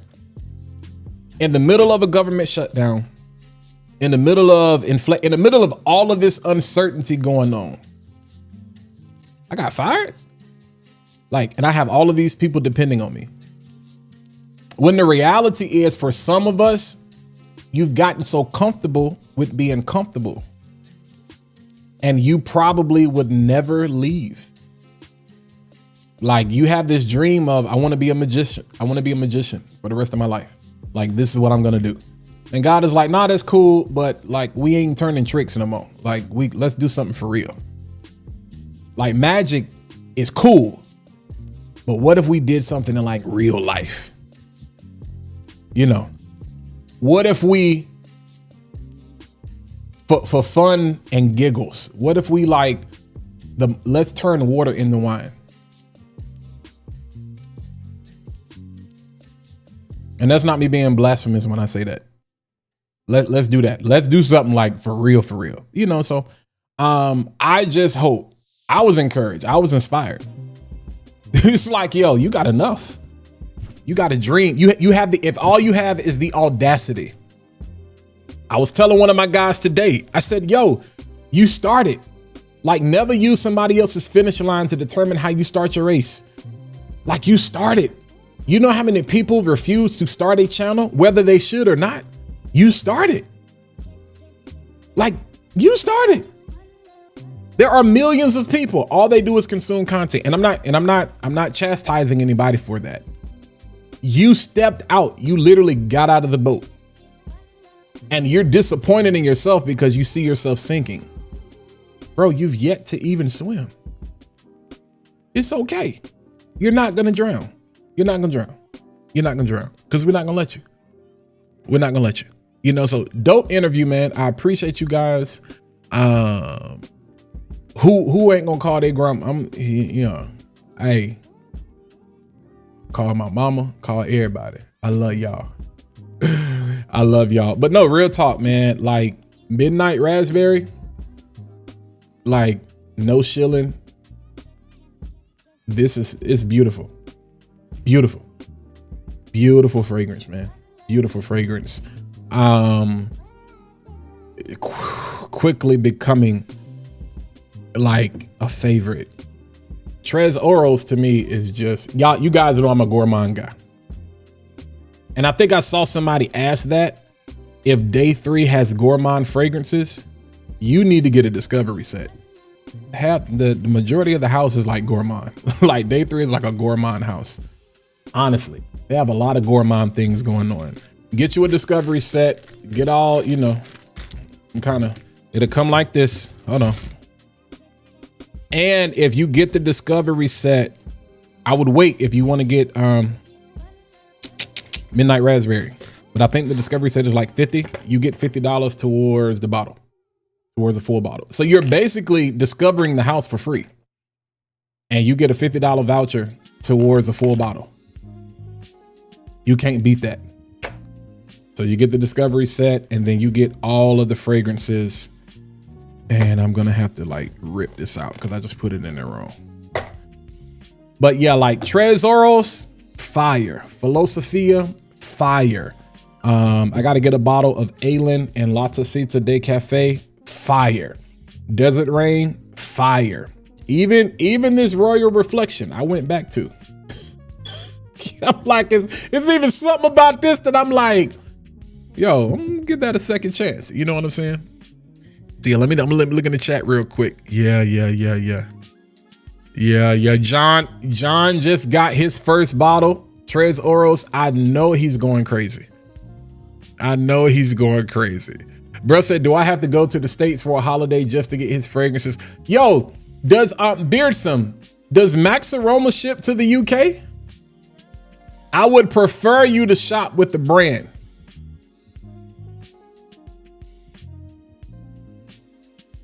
But I do know there are several. Yeah, I probably shouldn't say that. But I do know. You're in a particular situation. You're in a particular situation. So I don't know if like Max Aroma or maybe it's Lucky Scents or Scent Angel, if they ship to the UK. Yeah. Sir John, life be lifing. My leave, my earnings stated gross pay, zero net pay. Hey, man. Hey, but sometimes the greatest things, I heard somebody say this the other day. When you have nothing plus God, you have everything. Take that how you want it. You know, you have everything. Relentless, La Tacita for a debut fragrance. Come on, man. Come on. And then there are a lot of people that may have, like, you hear what Mike said, where it's like, yo, you just started perfume. You know what I'm saying? Like, you got to understand how to take things with a grain of salt, because again, there's duality to that. That's a conundrum where it's like, no, we're excited about you wanting to enter this space. But if you, for the sake of yourself, not even if you can't have respect enough for the craft, I can throw a party. We gonna have several parties before the year is out. You know, they gonna get taken off the YouTube, you know, because of copyright. So if you don't catch it live, ain't gonna be no replay. You just gonna miss it. You know, I'm gonna have to get with Gems, and we gonna take Scents and Sounds to a whole nother level. Because again, there is a skill, like Dutch said this earlier, there is a skill set, bro. Like DJing is, woo, boy. Yeah, there is a skill set. So I know how I know how to beat match. I know how to tempo match. I know how to syncopate. I know how to use stems. I know how to do all of that. All that scratching and the art and all of that stuff ain't me. But we know how to keep that thing running. We know how to make it feel good. You know what I'm saying? And we do know how to do that. And like, I've done events, I've done parties, I've done things, I've hosted things, but I don't necessarily consider myself to be a DJ. I just appreciate the art and I relish, you know what I'm saying? Other people do it. It's just crazy. It's just crazy. Yeah, if you don't support day 3 after this interview, it's a you problem. It's bigger than buying a fragrance and supporting a bit. Absolutely. Absolutely, man. Appreciate that, Dedrick. Absolutely, man. Absolutely. We need you to open the doors one day, visiting these houses on how they prepare. Oh, yeah. Oh, yeah. Oh, yeah. Oh, yeah. Oh, yeah. Oh, yeah. Knowledge is knowledge, whether it can be utilized now. Absolutely. Absolutely. Absolutely, man. But you guys, yeah. Nah, bro, no Max, no X Aroma. I got family in Dallas, though. I got my niece named Nelson, man. Okay. Okay, Bear. I got you, Corey. Okay, Bear. Yeah, I got you. I got you. I got you. Yeah. Yeah, we'll connect. We'll connect. We will connect. Yeah, John. Yeah, John. We're gonna make it happen. We're gonna make it happen. But yeah, I'm not gonna hold y'all, man. It's 8:30. I appreciate y'all, man. Definitely tell a friend to tell a friend to tell a friend. They missed an amazing live from Fat Boy Finesse again. Like I said, I know it's an odd time. It's like, well, you live on a Wednesday. Y'all see what I've been doing? I've been popping up on lunch. This is why, again, people say, man, I missed it. Click that bell. Now, I know YouTube has been weird, but this is what I will tell y'all. When you click the bell, matter of fact, let me just perform it. Let me show you. Let me show you. John, I'm gonna use you for an example because y'all need to go check out John's channel.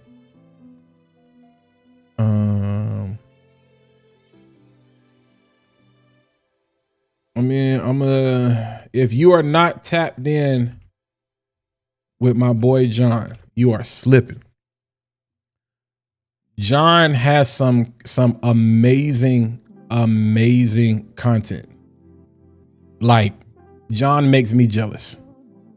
From a videographer standpoint, John gets on my nerves. He bothers me real bad. But let me show you this. Let me show you this. Woo. All right. So this is John's channel. So after you get off this live tonight, go holler at my boy John.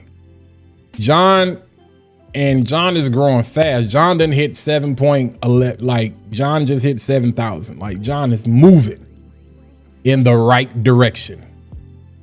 Look at that boy. That boy, I'm proud of that boy. That boy clean, boy. Them thumbnails clean, boy.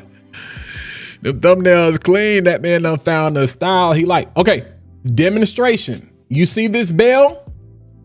When you hit the bell, you also want to click on the drop down arrow and make sure you hit all.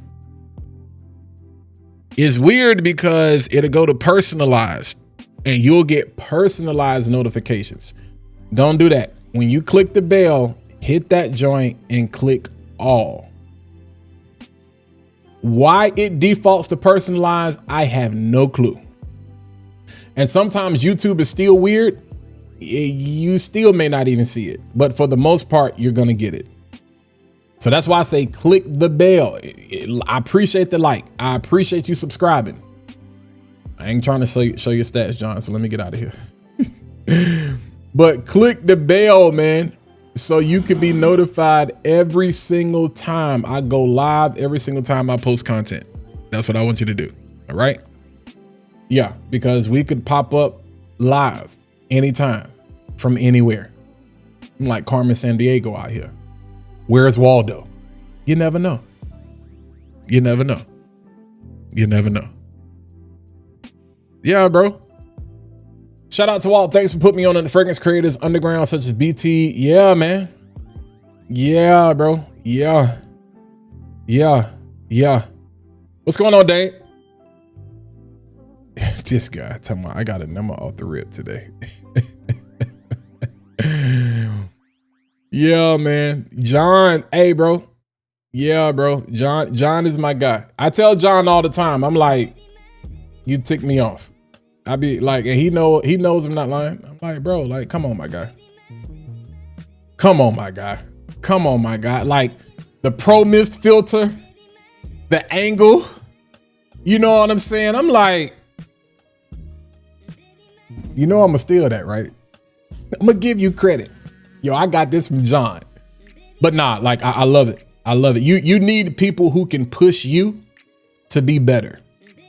As a creator, there are small, minute things that a lot of people, you know, I tell folks, I'm like, yo, if you can't use this, don't go spend $3,000 on a camera.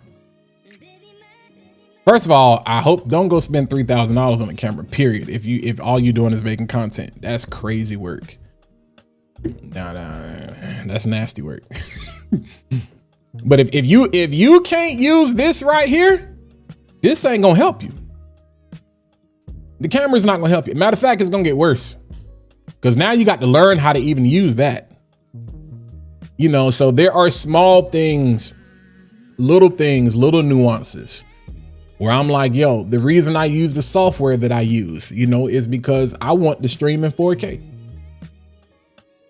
I don't want to stream in 720. I don't want to stream in 1080. I'm streaming in 1440 tonight because I had a guest. So I was like, no, but we had plenty of bandwidth. We could have done 4K, but I like to be smarter because, you know, I did a lot of virtual hosting, productions, all these kind of things, especially during the pandemic. So now I just try to bring all of those things to y'all. But you need people in your life, you know what I'm saying, that can really keep you honest and keep you chasing different things. Like Corey is one of those people for me. Like, hey, get on top of your stuff. You know, like if you rule the morning, you rule the day. It's like you got to wake up early. You know, now I got to wake up earlier. Thought I was doing all right. No, you late. No, but you need people that push you, man, to be better and to maximize what you're already using and to chase your dreams, man. So yeah, man, 4K, bro. Let me tell you something. I'm a techie. If y'all don't know, I'm a techie. I'm a nerd. That's why I shout out to Spence. Spence be doing all the, you know what I'm saying, the behind the scenes stuff with the overlays, the green screen, the boom, boom, boom, boom, boom, boom, boom, boom. If I'm not mistaken, I think we use the same software, if I'm not mistaken. But yeah, bro, like there are just certain things, bro. I was tweaking my mic the other day. I still don't like it. I'm about to buy another one. And no, you can't get this one because I know somebody gonna ask. But no, there's a mic I've always wanted. It's the RE20, the Electro Voice, the EV RE20. It's a broadcast microphone that was made for radio. You know, like perfect. It is the radio mic, you know? So yeah, man. Yeah.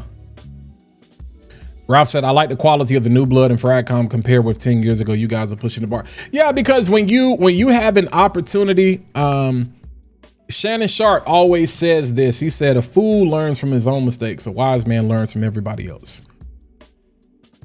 You never go into a space trying to just be something or do something.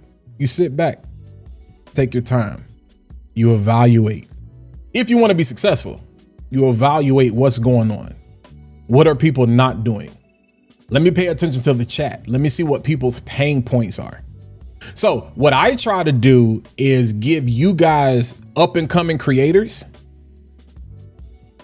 If you're every up and coming fragrance creator should follow me.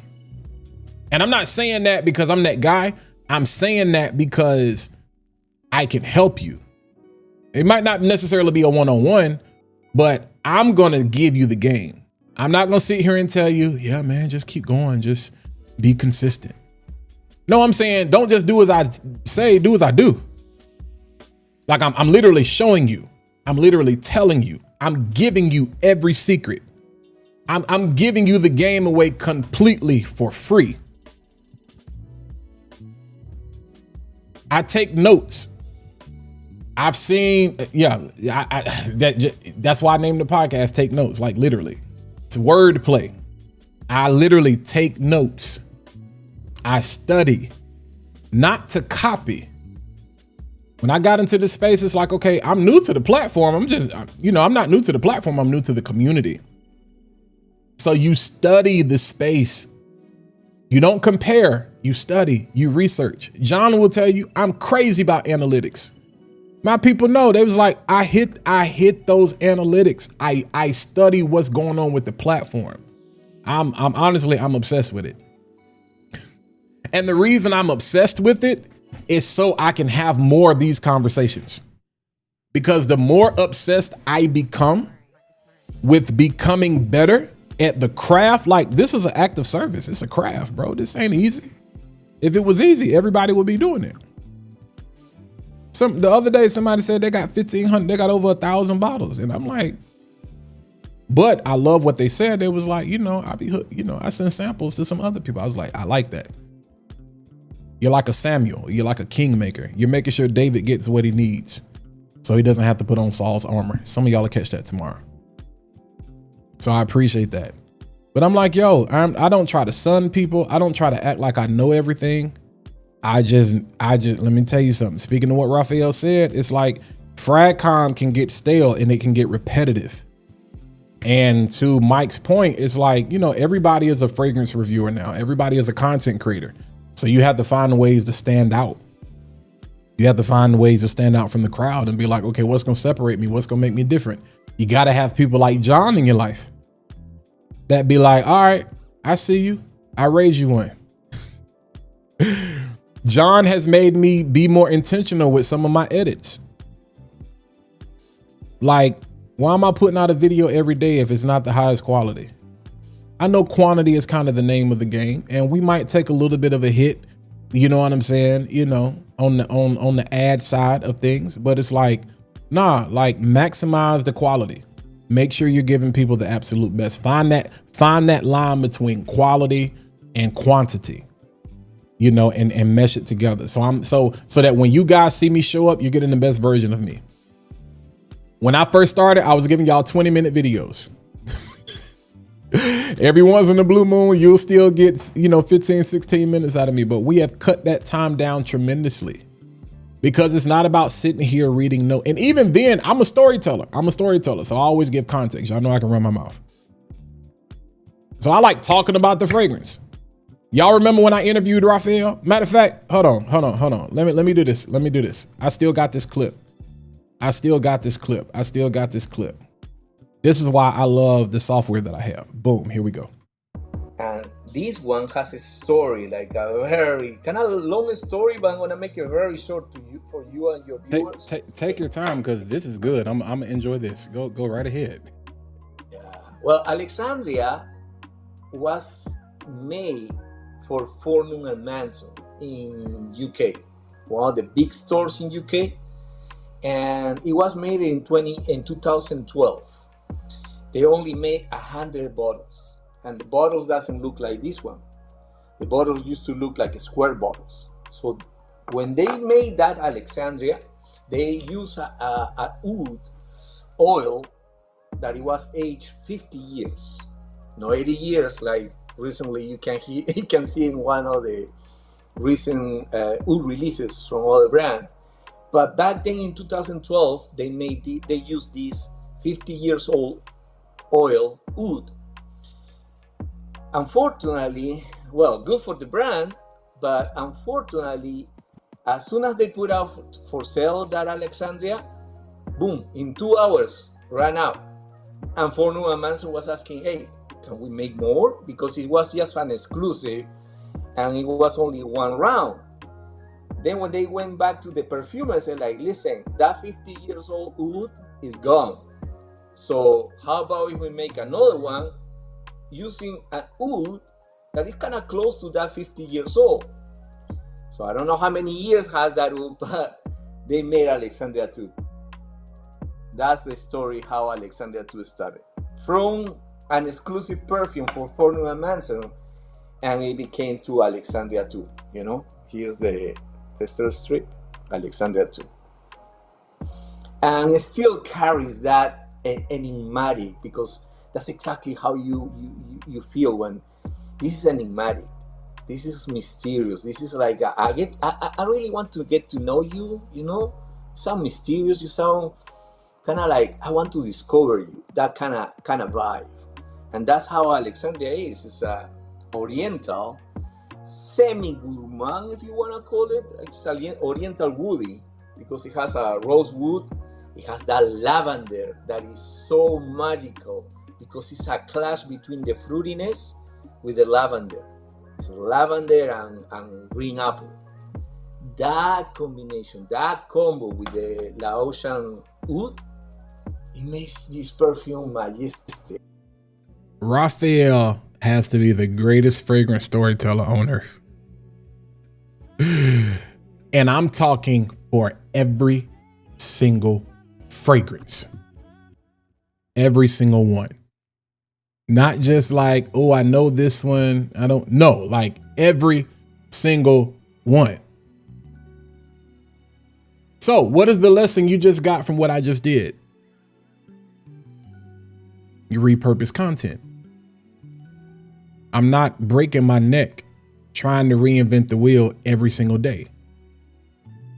We did that live September, early September or whatever, maybe the end of August, something like that. You repurpose the content. This is why you do it in a particular way. Guess what you're going to see from this interview? Repurpose. You know what I'm saying? So it's because you're building community. You're building a brand. You're building a community. Branding is all about community. It's really all it is. Branding is what people say about you when you're not in the room. So whether you realize it, every day you wake up, you're building your brand, your reputation behind your back. That's your brand. What people say about you, what people are going to say about me when I get off this live, that's the brand I've built. What people are saying right now that they don't put in the chat, that's the brand I've built. What they say in the chat, that's the brand I've built. That's branding 101. A logo is not a brand. A name is not a brand. A trademark is not a brand. Branding has everything to do with how your audience feels about you. Logos, colors, all of that stuff, that's marketing. That's how you feel about yourself. All right. So those of you that are thinking about starting businesses at the top of the year, you're thinking about getting on YouTube, you're thinking about doing all of these things. You want PR, you want to collab with people, you want to work with people. Brands are not collabing with people anymore. Understand that. Brands are not collabing with people anymore. People, like, I'm saying this not to be disrespectful, but entry-level brands, people that are trying to get their name out there in the space, they just gonna throw darts in the dark and see who bites. But they're gonna throw in all kind of bait out there and be like, well, who you fishing for? Because whatever you get is whatever you get back. Remember what you threw out there. So every time you leave a comment, it affects your brand. Every time you post, it affects your brand. Every time it affects you. It leaves a lasting impression. A lot of us are high on our own supply, including myself. It happens at times. You're human. But then you got to reset. You got to remind yourself. You be like, bro, on my best day, I'm like filthy rags. I'm flesh and blood, man. You know what I'm saying? So sometimes you got to go back to the drawing board. Sometimes you just got to do what it is you need to do. And so again, I have a heart and a passion for small creators. Because I'm still per YouTube, like if anything under 100,000, you're considered a micro creator. Anything under 100K, you're considered a micro creator, which is crazy because there's a large gap between somebody with like 90,000 and 10,000, 90,000, 20,000, 50 to 5. I mean, you know, but that's why it's so difficult to grow. The pandemic was a blessing for a lot of people. Let's keep it a buck. Like, timing is everything. So the pandemic was a blessing to a lot of people because you're not necessarily going to see growth like that anymore unless everybody gets locked down again. You're not going to see growth like ain't no overnight successes like that happening. It's almost impossible. Like, you can't go viral in Fragcom. I will say it 1,000 times. It ain't possible. Like, what we consider to be real virality, you can't do it. The only way you still couldn't do it because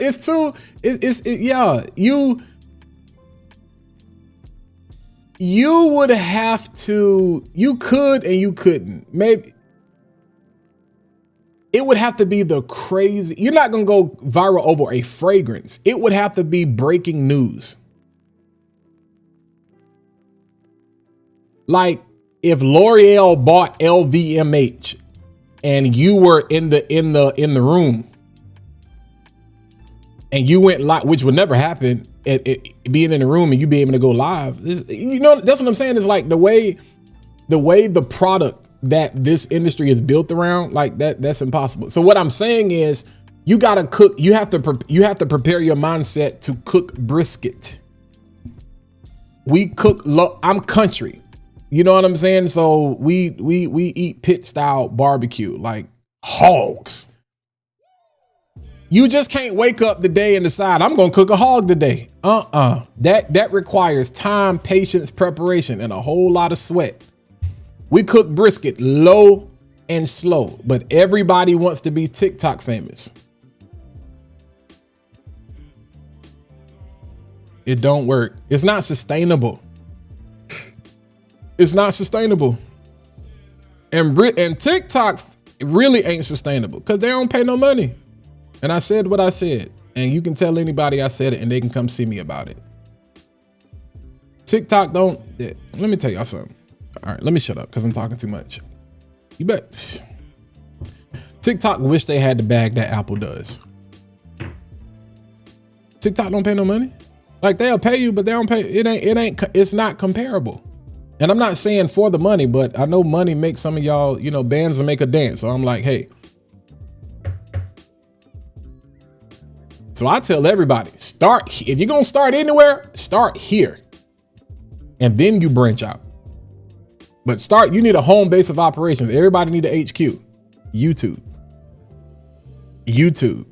It's a different level of respect. It builds your chops differently. Respect to every creator on Instagram. Respect to every creator on TikTok. It's a different beast. It's a different beast. I don't care. I'll go toe to toe and be like, you can't do this. That's why you're not doing it. And I'm not talking about this format. I'm just saying, period. Like it's a different beast. Which is why a lot of people are like, because it's low and slow, man. It's low and slow. You have to have the personality.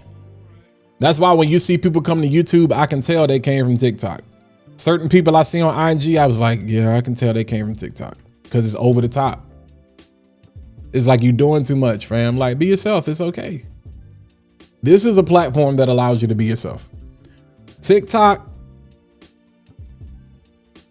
if you've been on it long enough, like fragrance knowledge is somebody I watch intentionally on TikTok. Fragrance is not, about to be jumping around and doing spins and circles like Jeremy Fragrance. No shade. Very mild-mannered, malcontent, not gonna get too high, not gonna get too low. I respect that. I don't like this dancing and all this kind of crate. If that's you, that's you. There's a time and a place for everything. I mean, y'all, I'm doing a heel toe in my intro. So I get it. You know what I'm saying? There's a certain energy that we got to bring. But for the most part, it's like, yo, that doesn't work. We too old. Y'all remember Gento? I love Gento. If you're into gaming, you know what I'm saying? It's your boy Gento. Those of you that know, him and the Rad Brad, they was going head to head at one point. As far as Rad Brad was just, especially when next gen came out. So when PS4 came out, and then when PS5 and the Xbox One and all of that, they were really kind of two people that were leading the way. Gento, especially on Madden 2K or whatever. Yeah. But his intro and I see a lot of people again trying to just copy what other people are doing, and I'm like, bro, don't do that. Everybody's trying to copy FBF fragrances. And I'm not trying to call names to stir up trouble. I'm just saying what I'm saying. Everybody's trying to copy Noel. What's my guy? He just did a video. Is it Adam? About the giveaway he's doing at the end of the year. He just called out all the brands. He does a lot with Bath and Body Works. There's a lot of people that be trying to talk like him. I'm like, bro, you don't talk like that. You don't talk like that.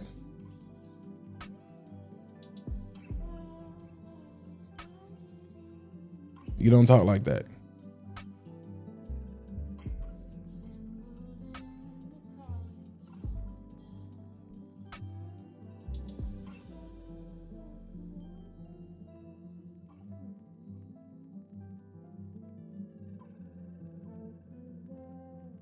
Hey, what's going on, Bashan? Thanks for your kind word. Yeah, man, Raphael. Yeah. I'm just going back up. I'm just going back up to the chat. Yeah, everything in life, finding a sweet spot does you right. Yeah. Everybody sneak. Exactly, bro. People wearing other people's shoes and it make your feet hurt.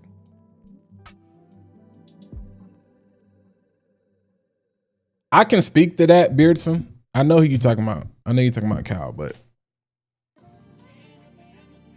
yeah. Because if you already, here's the key. If you already have an audience, they'll follow you anywhere. Once you build, that's why I tell people, pick one platform to build and establish yourself. So that can always be your HQ. Pick one platform to build so you can always have that as an HQ. And then you branch out. I had somebody ask me, they was like, how you feel about TikTok? Bro, I'm not diving into TikTok like that. You just want to use me for some affiliate. Care about that.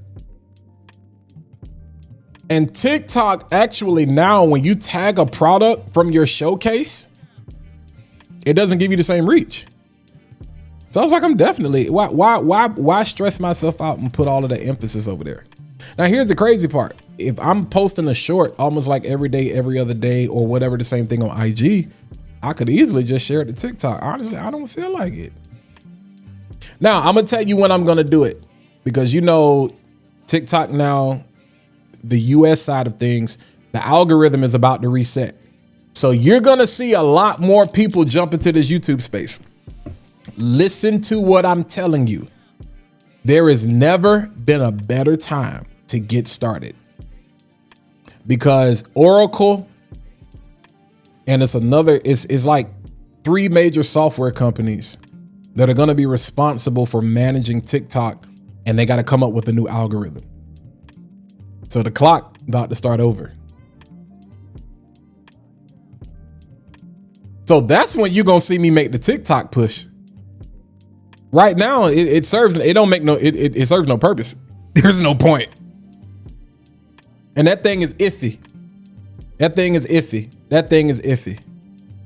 You can do blood, sweat, because y'all know for the most part, I probably record my reels on an actual camera. It's iffy, man. Some days this is great, some days it's not. It started out being a platform that it just gave you organic growth, but you got to post too much. You got to post way too much, bro. You got to post way too much, and I work. I go to work. I clock in every day. I work a 9 to 5. I work a 9 to 5 so I can do what Mike was talking about. Yeah. I'm using their money to fund my dreams. A lot of people feel like a 9 to 5 is like slavery. First of all, that's a whole nother conversation, but I was like, bro, everybody want to be an entrepreneur. For what? All you do is work harder. I'm tired of having a boss. I'm tired of clocking in. Boys, a lot of people wish they could have a boss right now. I'm praying for them people too, bro, because we don't know what's going on. You tired? No, you need to be learning. You need to be looking at them labor laws. You need to be looking at them FICA taxes you're gonna have to pay. You need to be understanding self-employment tax. You gonna work harder with no sleep and be broke. Y'all stop believing this hype, this lie that people are selling out here on the internet, man. Everybody telling you get an LLC. I can get you business funding. How you gonna get business funding and you ain't got no steady form of income? Like, sometimes you got to just be like, wait a minute. All right, even if you could get me $50,000, how you gonna pay it back? So you know what they're gonna take? Take that 50, go put that on a property. And listen, don't get me wrong. When you have the mindset and the resources to move like that, it's gonna work for you. But here's the scam. I'm a coach. I'm a consultant. I've created courses. I've sold them. I got ebooks. I do one-on-ones, all of that. But it is the greatest scam. It's like Atlanta 101. This is it. And I said what I said, because between Atlanta and DC is scam capital. Selling a course. It's the biggest scam right now. Or free webinars. All they're gonna do is get you hype on dopamine and they're gonna hit you with the offer. Y'all remember in Kings of Comedy when Steve Harvey was talking about, you know what I'm saying? And the band was playing as the ship was going down. Bring on the water. We know what's gonna happen. Bring on the water. I know you're gonna give me an offer. Bring on the offer. You want me to join your little group. You want me to join your little community that you don't even run. So now I'm high. I'm in this community and I'm introducing myself and I'm trying to network with all of these people. And I'm like, where's the secret sauce that I thought I was gonna get? Come on, dog. Let me tell you this. Y'all see me do a class, an ebook, a webinar, y'all know to sign up. Because if I give you this much free game on camera, come on, dog. Come on, dog. Come on, dog. Yeah, I'm talking too much. I'm talking too much.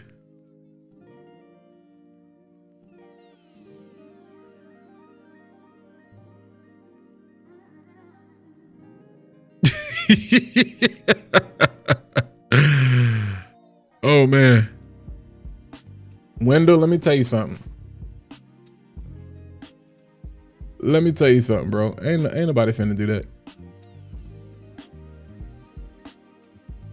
One thing I can confirm is that I see what TikTokers are missing. They don't believe in networking and building connections. They rely. Facts.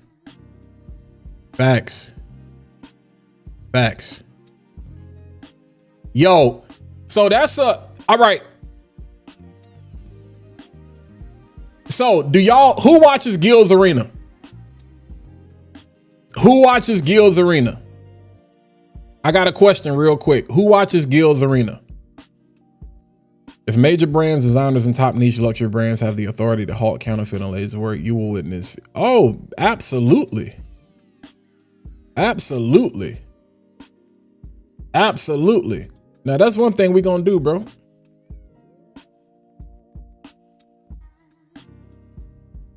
Bro.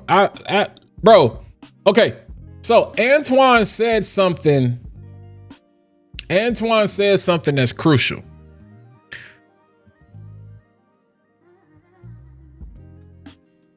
I want to speak to this.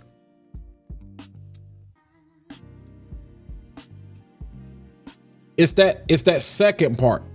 You can't allow people to control your channel. So there's a reason I put up the disclaimer at the beginning that I put up. See, because I might say something, and what happens is I did a live with Mike, and you will associate Mike with something I said that you don't like. Or I may tell you, hey, you know, this fragrance that I did, shout out to Black Aroma for sending this to me. And you will say, well, Walt says such and such. And if you cool or work with Walt, then y'all, because I'm still my own person. Also, I'm not dumb. You have to be mindful. People are always watching. So as a content creator, this is a business. There's a business side to everything. So you got to think like that. So I am still responsible for how my brand impacts the people that I collaborate and I partner with. See what I'm saying? That's why you got to be very careful, and you have to be very intentional. Very careful and very intentional. Very careful and very intentional. So I don't knock anybody's quote unquote hustle, because I'm gonna keep it a buck with y'all. If somebody come to me and they tell me, we will write you a check for such and such to sponsor your live, your Fragrance Fanatic live stream 52 weeks out the year. Who, after my lawyer looks over it and I ain't selling my soul, and I make sure that I maintain creative control, who ain't gonna get that money? Because now I can work smarter and not harder. That gives me opportunity to reinvest my money, my funds, and my energy back into you all. The part is, you want the money so bad that you sell, like you lose your soul, you lose self-control. Because that's ultimately what it is. Selling your soul sometimes is not even about it being demonic. It's about when you lose the ability to control self, you sell your soul. But let's keep it a buck. I don't think y'all admire people that do this full time. Y'all don't want to do this full time. Y'all don't want to do this full time. I promise you don't. I promise you don't. It looks like I promise you don't. You don't want to do this full time. You don't want to do this full time because of what Antoine said. Because the level of sustainability. Now, it depends on how you structure your life. Because here's the beauty of sponsorship. Here's the beauty of sponsorship. Let's keep it a buck. YouTube, when you stream whatever, like everybody got their AdSense check yesterday, the 21st. It usually comes between the 20th and the 24th, but typically everybody gets a deposit on the 21st. There are some creators in this space. They got some nice checks. There are some creators like Mr. Beast very well could have got a deposit yesterday of $10 million.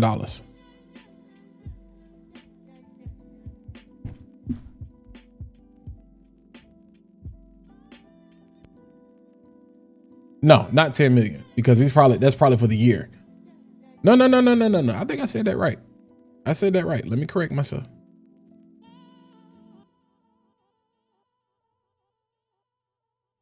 Hold on.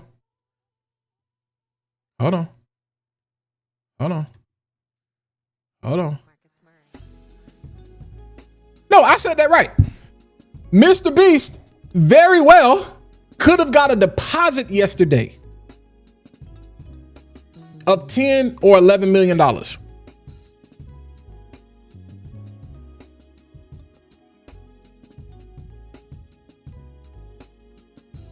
But if you look at his production, do you know how hard? Because once you set the standard, you can't dip. See, everybody want to be Casanet. Everybody want to be Speed. Everybody wants to be Mr. Beast. Everybody in the tech space wants to be MKBHD. Do you know how many people they are responsible for now? Ain't no sleep. Ain't no rest. I can't dip.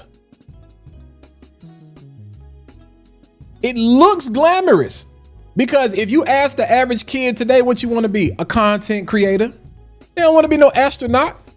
They don't want to be no police officer. They don't want to be no teacher.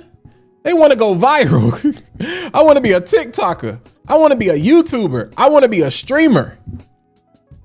You got kids out here with shoot in the fragrance space. Like you got kids out here doing the doggone thing. But this man very well could have got a deposit wired to him in whatever account he got it in for around $10 million yesterday.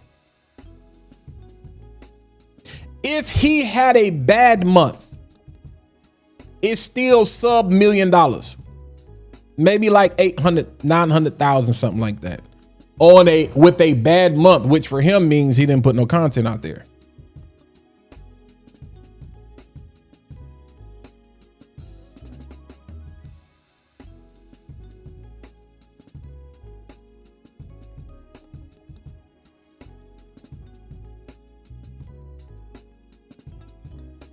Right, that's what I'm saying.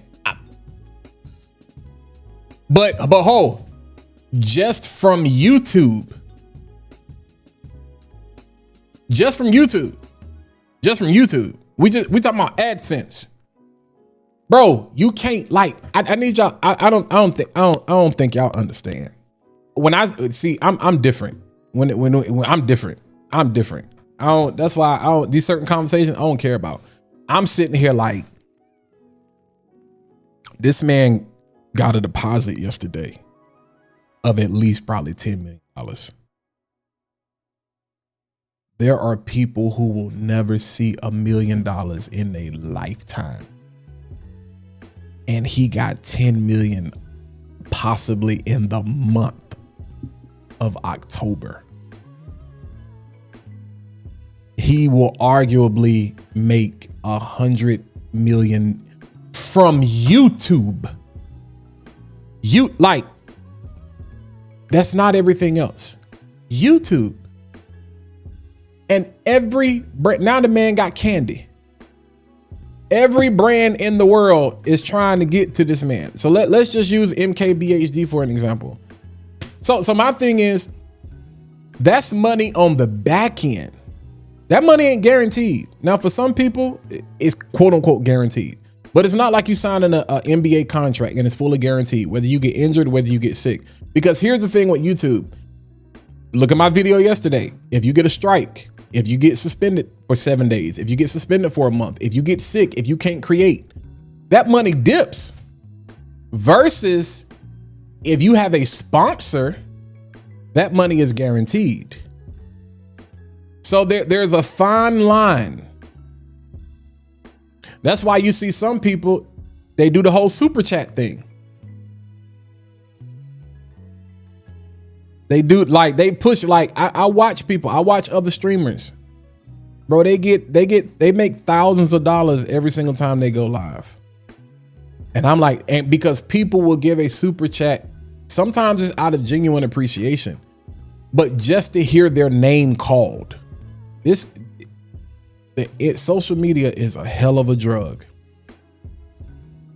There are people who will give somebody $50, $100, $500 just to hear them call their name.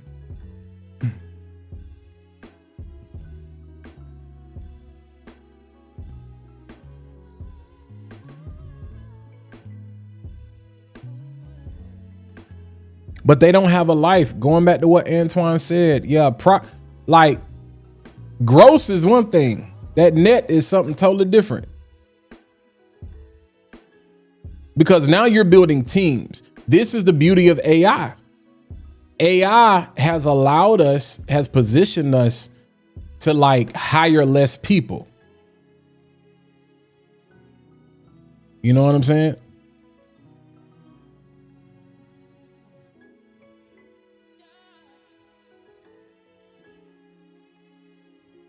But Henry, here's the thing. That's Jeff Bezos. That's Jeff Bezos. Jeff Bezos should make that kind of money. I'm saying, right. But Dame, we know that. We just saying probably. On a bad day, he's probably getting 5 to 6 million from Amazon. Probably getting 4 million from candy sales. And that charity money is a write-off.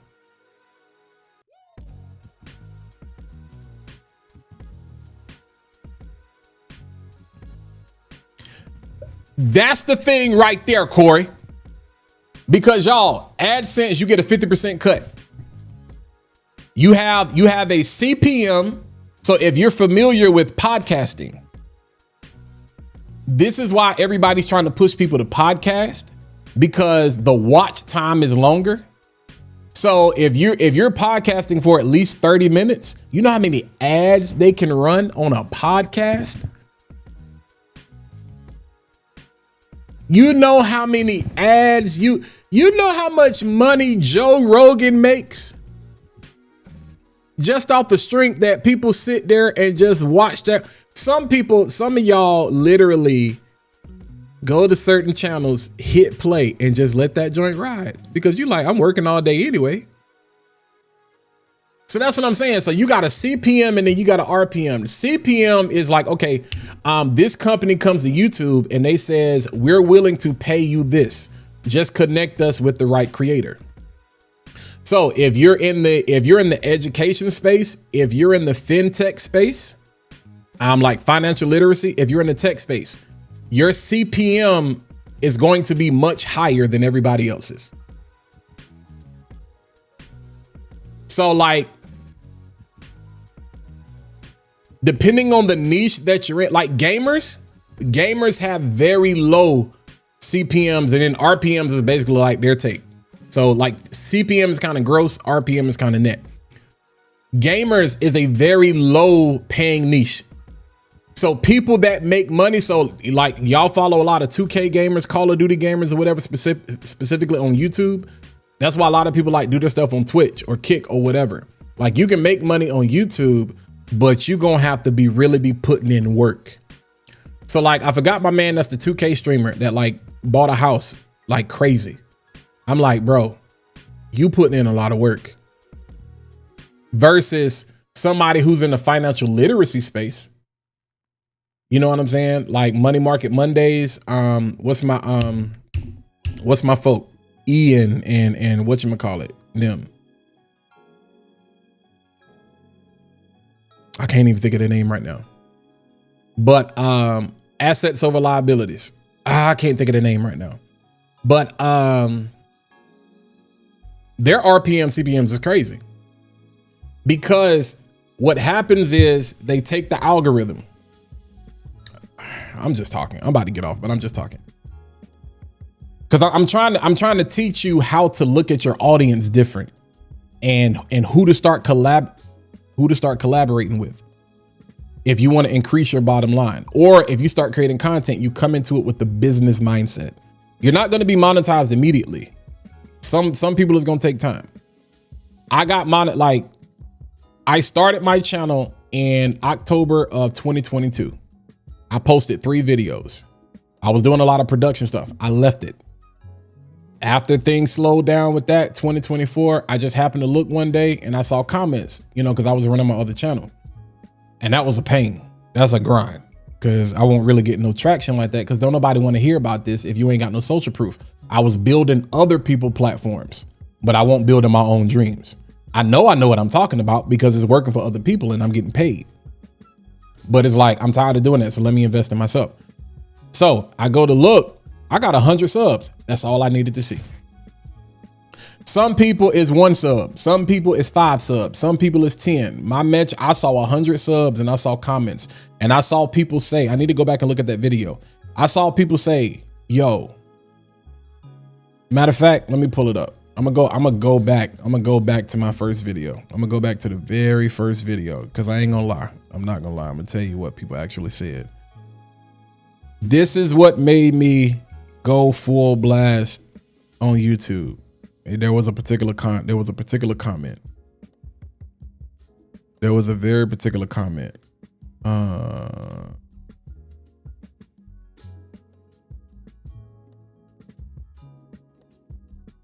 And I got a lot of videos.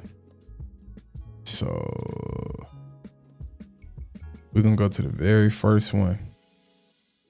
The very first video I posted was Jean-Paul Gaultier, La Mer Le Parfum.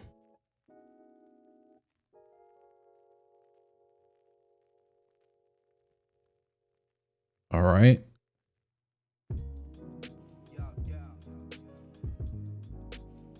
Blaine Chung 0417.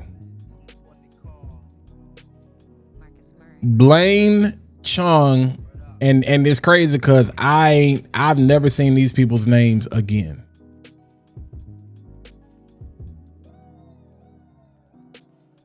And Loey Barterin. 2 comments. Loey Barterin said, thank you. I can show y'all. Like, I don't know why I be doing this for. I be acting slow. Who gonna show y'all this? Come on, bro.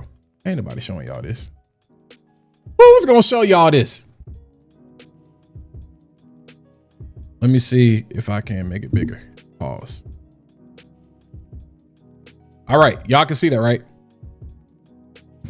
Thank you. This was 2 years ago. Thank you, man, on this video from the Middle East, Jordan. A big high five for you. I like your video and the way you talk. Keep going. I wish your channel get millions of subscriptions. You see, I didn't get to this until a year later. I didn't see this. I appreciate that super chat, Corey. Appreciate that. You see that? Where's the other comment?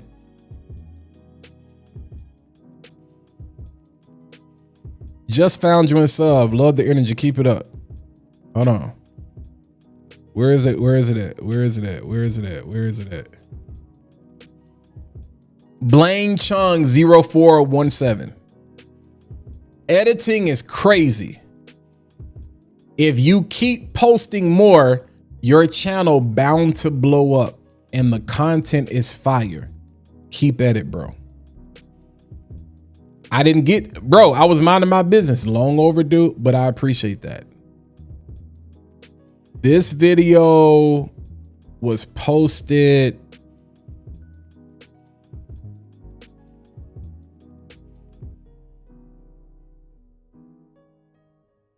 I don't even know what day this video was posted. It's supposed to tell you somewhere. Like, look at the 3 years. It just say 3 years ago. I forgot where it tells me the exact date. But bro, like, come on, bro. You see the evolution. Come on, bro. You see the evolution. Appreciate that, Corey. That, bro, that right there is all I needed to see. That's all I needed to see. All right. So, hold on. Let me go back here. Because people don't understand. And people be talking about stuff and I'd be like, okay, whatever. Y'all keep listening to these folks. And since y'all rocking with me, since I'm talking, I'm just trying to encourage people. All right, overview. I started posting content again in August of 2024. I got monetized in less than 45 days. I did a live with Josh, Elroy Pearson. Elroy said, we thought you was a plant. On everything. We can go back and find the video. He said that live. He was like, bro, I thought you was a plant. Lifetime.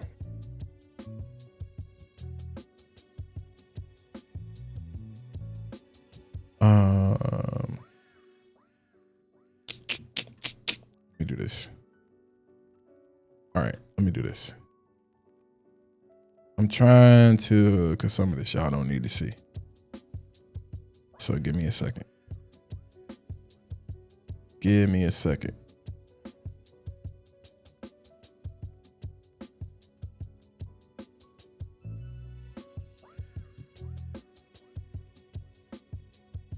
And some folks, man, they'll be like, yo, why are you showing that for?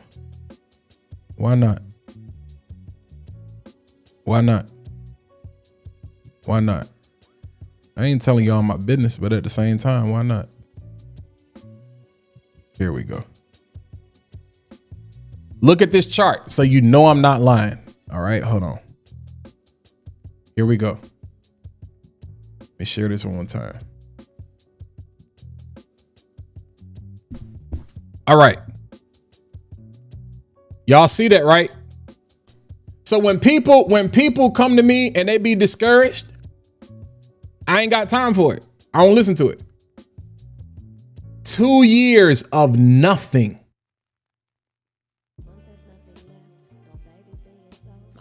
You see that?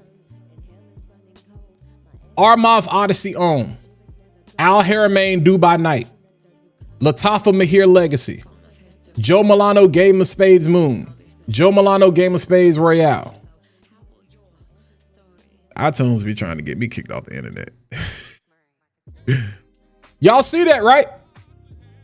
You see that? Nothing.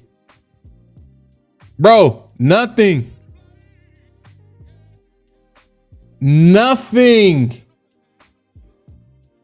Nothing.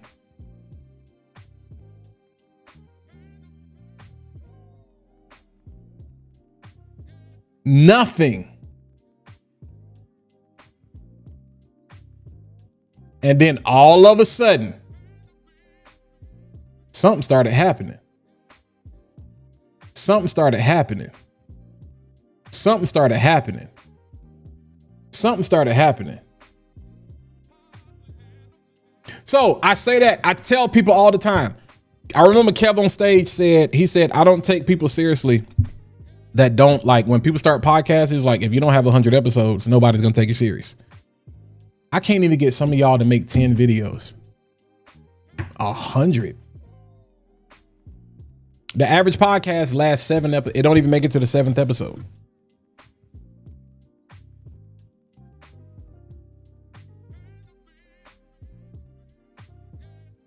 The average podcast only lasts 7 episodes.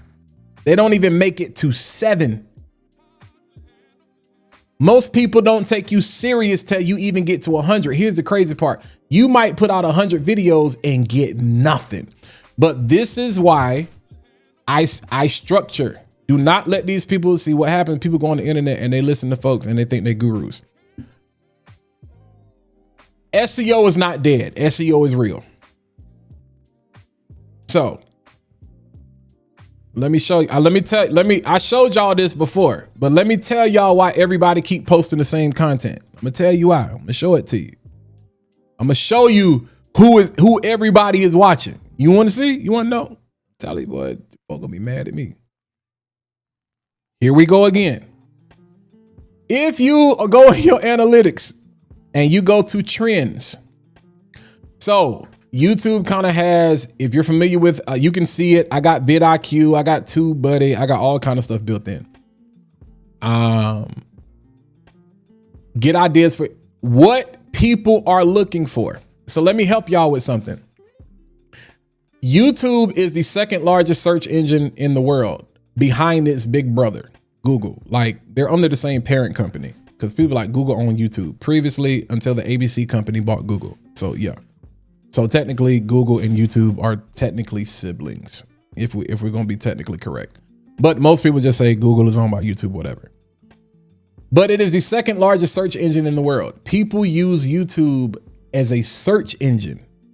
If you go to Google right now, so if I say most expensive niche fragrances, if I do this right here and I go to Google,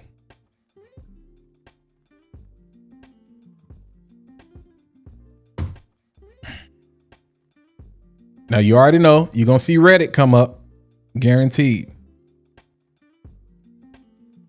What else you start seeing? Videos. Guess what people are more likely to click on? All right, let's try something.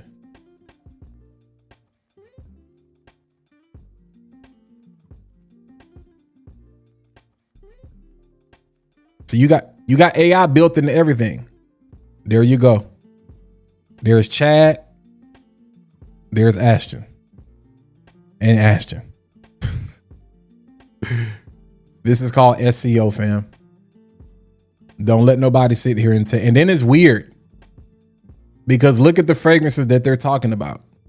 So if you're an up and coming creator and you deal a lot with Middle Eastern fragrances, what you need to be doing is go ask the internet what people are looking for. Go look at Reddit. Oh, look who's here. Ross. Twice. And then Neeb. Come on, bro. This is where we are. Neeb. Look at how Google now it goes. Bro, look at this. Look at this. And that's that traffic. And so when people come to YouTube, they're doing the same thing. So this is why a lot of times you see stuff that is repetitive, because repetition works. Because we're not just advertising to those of you who are in Fragcom. Fragcom is bigger than what you think it is. And the only people complaining are people in the community. Everybody else is getting money. Come on, dog. So you're going to see it. You can go here, show all. This will tell you most expensive. So I heard somebody say, I'm tired of people saying what the best is. This is why you do it. This is why we say best fresh designer fragrances. Because when people go to YouTube, they're looking for what's the best fresh designer fragrances? What's a fall niche fragrance for men? What's the best Lattafa summer perfume for men? What's the most expensive niche fragrance? What's fresh? That's how people are searching. They're called keywords. It's called SEO. It's called breadcrumbs. So you basically, as a creator, you make it easier for people to find your content. You got to do, going back to Raphael's point and people with the new blood. This is really how you separate yourself. Quality, great. The amount of content you're posting, great. But this right here is the stuff that you stay up late about. You're strategic about.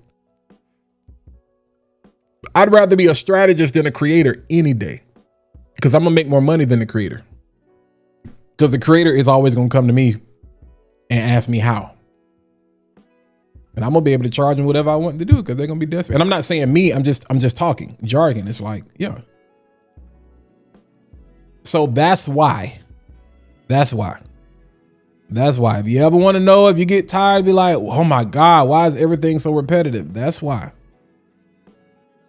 So I told y'all the other day, shorts, bro. Shorts.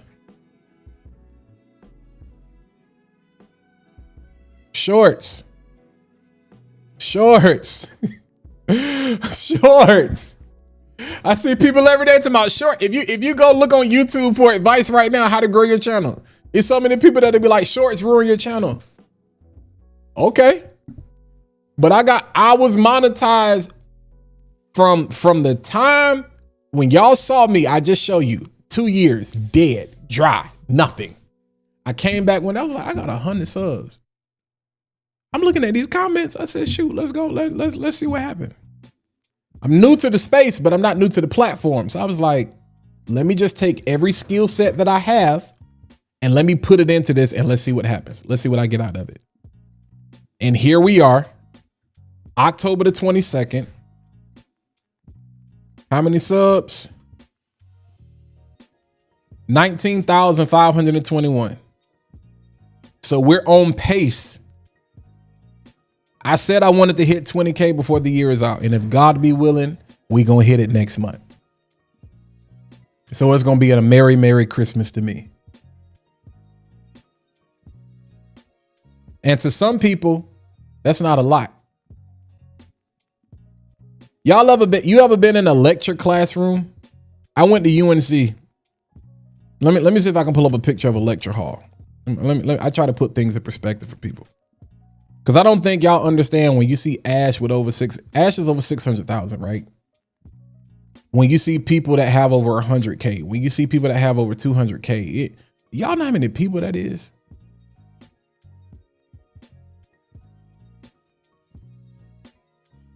Let me see if I can find a picture.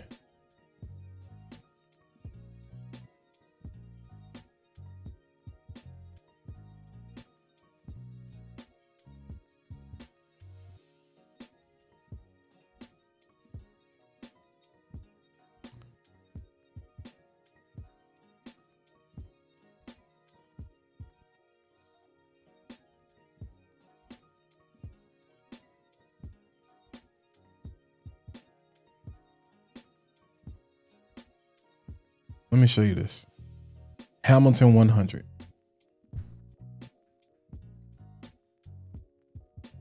$403 seats.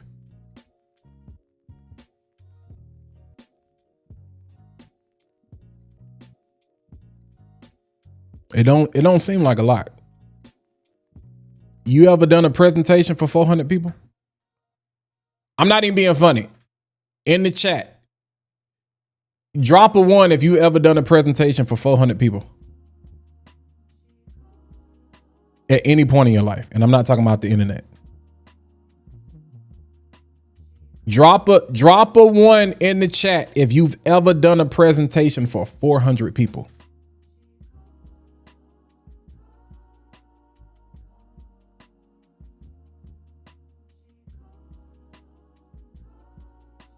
I know at least one person in here has had to do something in front of at least 400 people. Yeah, I knew Corey was going to say one. Adonis. Anybody else?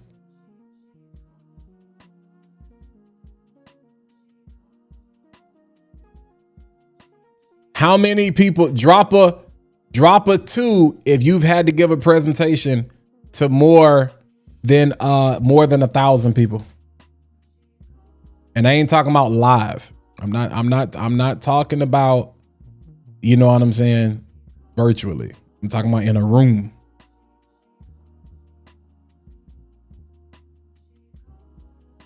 Mm-hmm. You start putting things in perspective. Largest stadium in the world.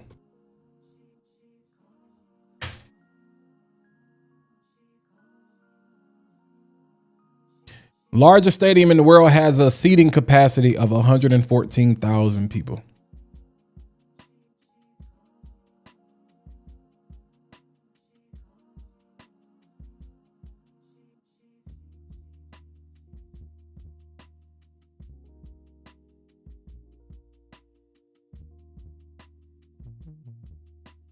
Look at this, yo. Look at this. Look at that. Now imagine. Now put subscribers back in perspective. Put subs back in perspective. Could you do a fragrance review and all in front of all these people? I'm a huge college football fan. So I don't look down on the person with 100. I don't look down on the person with 500. I don't look down on the person with 1,000. I don't look down on the person with 10,000. You know what I'm saying? Like, I'm looking at people with 100K, 200K, 300K, 500K, a million, 5 million, 10 million. And I'm like, do y'all know how many people that is? So never let a person ridicule you. The Bible says it like this. Don't despise small beginnings, yo. Don't despise small beginnings. 100 people is a lot of people. I don't think y'all understand. That's a lot of people. You got 100 people to watch your video? That's a lot of people. Now, what if you consistently show up for those 100 people?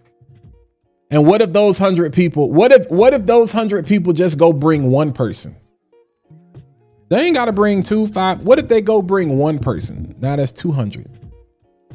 See, because one can put 1,000 to flight, but two can chase 10,000. You see the laws of multiplication? So do not I know it gets frustrating, bro. I get frustrated. I'm human. Can I be honest with y'all? Y'all don't think I don't like, you don't think I sit here sometimes and be like, bro, my content is worth 100,000 people. My content is worth making at least $10,000 a month from just this one stream. Because the goal is not to have 7 different streams. The goal is not to have a barbershop, a lawn care, a cleaners, a funeral home, a trash aid. That's not the goal. The goal is to take one idea and split it 7 different ways. That's the goal. I don't want 7 different businesses. I want one business to give me 7 different streams. And after we done 7 over here, then I go over here and be like, okay, how do we make 7 out of that? And then we go over here and be like, how can I make 7 out of that? Until I make 7 out of this, I don't need to go over there. I got to maximize this first. And I know I can get to 7 because I'm looking at people who have 7. YouTube in itself will give you 5.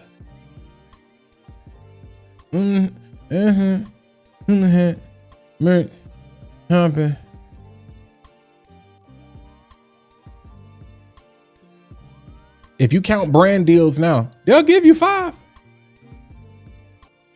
And really it's kind of more than that, because you can super chat, you can buy things, you can buy stickers. But technically, they give you like a legit 5 ways to make money just on the platform. It all comes in one bucket, but you got 5 different cups pouring in that one bucket. Now, if you got affiliate money, that's 6. If you got affiliate, that's 6. If you get the sponsorship, that's 7. Now I take that 7. And once it's systematically running on its own, now I go over here and I say, yo, all right, let's take the same mentality, the same approach, because we understand people don't buy products, people buy people. People buy experiences, people buy solutions. So you should be making content based on people's pain points. So right now, people don't have a lot of money. So guess what y'all need to be making content about? Where can I get the best fragrances for the lowest price? It's shopping season. People about to spend a lot of money. And somebody said, ain't you concerned about people stealing your ideas? No, I gave y'all the 4 Ps the other night. What do I talk about? Recite. Tell me what the 4 Ps I gave you on live yesterday. We're going to talk about presentation. We're going to talk about profile. We're going to talk about performance. We're going to talk about price. You know why I could care less about giving you out the 4 Ps? Because you could never steal the 5th P from me. And that's personality. There's a reason I pretty much start every stream with this song right here.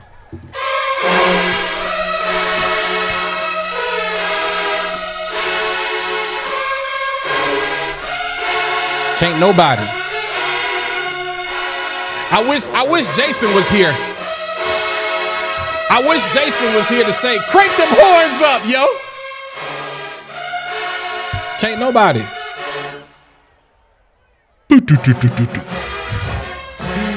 Come on, bro. And here's the thing. That's not a gimmick. I'm a bandhead.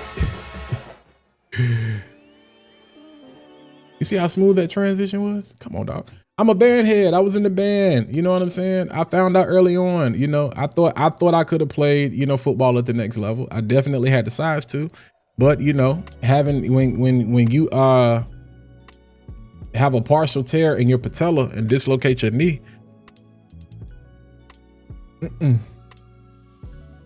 you learn real fast. It's like, yeah, this is not the plan that God has in my life. And so people be like, how did you get started? I'm like, it was because I always played drums. I was a musician. And so that opened up so many doors for me. And so band allowed me to travel. So it blessed. Like, it's funny because people used to always pick on people that was in the band. I was like, no, you're lame. I'm everywhere for free. I have traveled, been outside the country. I have traveled this great nation for free. You ain't been off your block. You still on the green box under the light. And I'm corny? Okay, I'll be corny. If you telling me a pair of drumsticks or a pair of mallets gonna do this for me, I'm gonna take that 10 out of 10 times every single day. I will be corny. I will be whatever you want. I will be whatever you want me to be. But the level of exposure that music gave me, and then I went to the University of North Carolina at Chapel Hill, which allowed me to travel to other stadiums that I would have had to pay to go to. So when you go get to see, when you pull up in South Bend, Indiana, and it's like 5 degrees outside and you got to march to the stadium and you see touchdown Jesus and you see first down Moses, and you be like, football is a religion out here. When you go to Clemson and you understand why they call it Death Valley, even though I'm an LSU Tiger fan and we the real Death Valley. Come on, dog. In North Carolina, I still say in sports, the biggest rivalry is not Michigan versus Ohio State. It's not Yankees versus Red Sox. It ain't the Lakers versus Boston. It's Carolina versus Duke. Freshman year. Keenan and Cameron. Guess who was there? Y'all talk about it. Nah, I was about that life. I was there. I watched it happen. That's what music provided for me. So I'll be corny. In the same way, people think I'm corny now. And I love it. I love it. They be like, Walt corny. Walt be playing that band music. Walt be singing. Walt be dancing. Walt be doing all this kind of stuff. There's a lot of people, and I'm not saying I started it, but there's a lot of people out here singing on the internet. And I love it. I appreciate it because I be like, I'm glad I ain't the only one. But I'll be corny. Because corny is going to take me exactly, and you're going to be like, huh? Like, huh? Bro, I can't teach you how to be yourself. But y'all heard me say, most people struggle with that. You know, it's not Yankees versus Boston, bro. It's not Yankees versus Boston. It's Duke versus Carolina. Even though I'm a Yankees fan, but something got to give. Something got to change. Something got to change. Yeah, that's the biggest thing, man. A lot of people lack personality, bro. It's that last P, bro.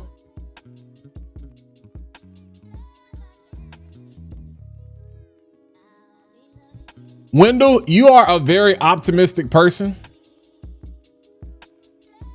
You are very optimistic. And I respect that. But I'm a realist.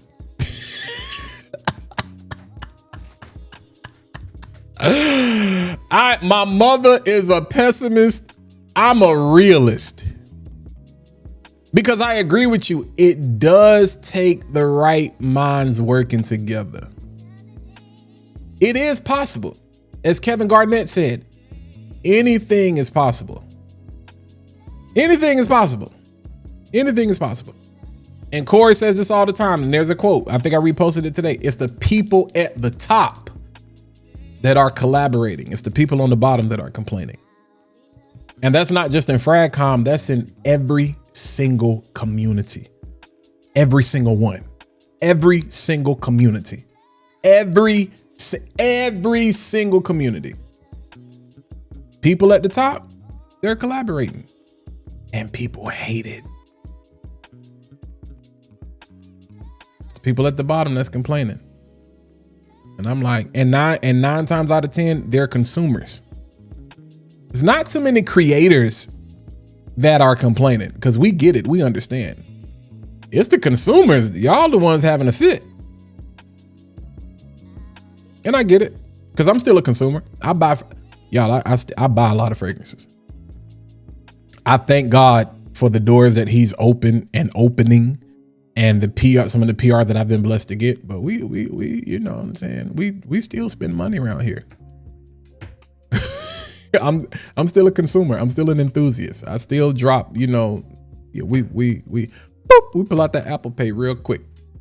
Certain things to be like, I gotta have that, you know. But again, I go Wendell, which like it is possible. Is it likely? No. It's just the way people are wired. It's possible. It's just not likely. Yeah. Now that's crazy. That's crazy. Alabama versus Auburn. Okay, DJ. Stop it. Y'all got to stop it. Y'all got to stop it. Y'all got to stop it. Y'all got to stop it. Y'all got to. I would definitely give you Yankees versus Boston. Yankees versus Red Sox. Still say Duke, Carolina. You know what's crazy though? My rule of thumb is most people have a reference point for failure. So most people aren't afraid of failing. They're afraid of success because they don't have a reference point for it. People have always seen failure. They don't know how to reprogram their mind though and understand. Imagine if Mike saw the pandemic as failure instead of an opportunity to pivot. See, there's no such, can I be honest with y'all? There's no such thing as failure. Either you're winning or you're learning. Failure is not a real thing. Falling is a real thing. It's only failure if you don't get back up. Falling is real. You will fall. We all fall and come short. You guaranteed you will fall. Failure is not a real thing. Failure is only real if you don't get back up. Failure is only real if you don't repent. Failure is only real if you don't try again. Failure is only real if you don't apologize. You can say, I fell down. I didn't fail. I learned. I was blessed with an opportunity to learn. No doesn't mean no. It just means not now, not here, not with this person. It just means not at this time. That's why timing is everything. I was at a stint in my life where I was without a job for a time period, and I couldn't get a job at McDonald's. Oh my God, bro. You know, because people will look at you and be like, you lazy. It's like, nah, bro. God was literally trying to redirect me to be like, you gonna do this right here. You just don't want to do it. You either win or you're learning. It's mindset, bro. How many times did Edison have to? Mike literally said the standard, like I told y'all, if you don't take this interview away, because I'm getting ready to get off, because yeah, I done gave y'all 3 hours. I did 4 and I did almost 5 the other night. We're not doing that tonight though. If you don't take away anything that this man said, the standard in the industry for revisions is 3. They went through 130. How many revisions did Thomas Edison go through? How many? How many? Can you imagine Martin Luther King getting ready to give his speech and he hear this voice, Martin, I didn't want to go to Arizona, Martin. Hey, Martin, tell him about the dream, Martin. Tell him the dream. Y'all do realize that I have a dream. One of the most iconic speeches in history almost never happened.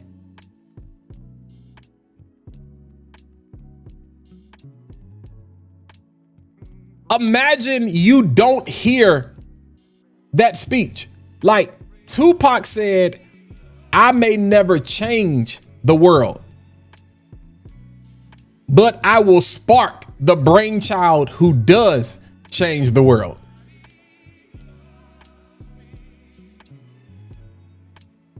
Every forest started, the Amazon started with one seed. One. Every forest fire started with one spark, one ember. All of this stuff burnt up because of one ember. One.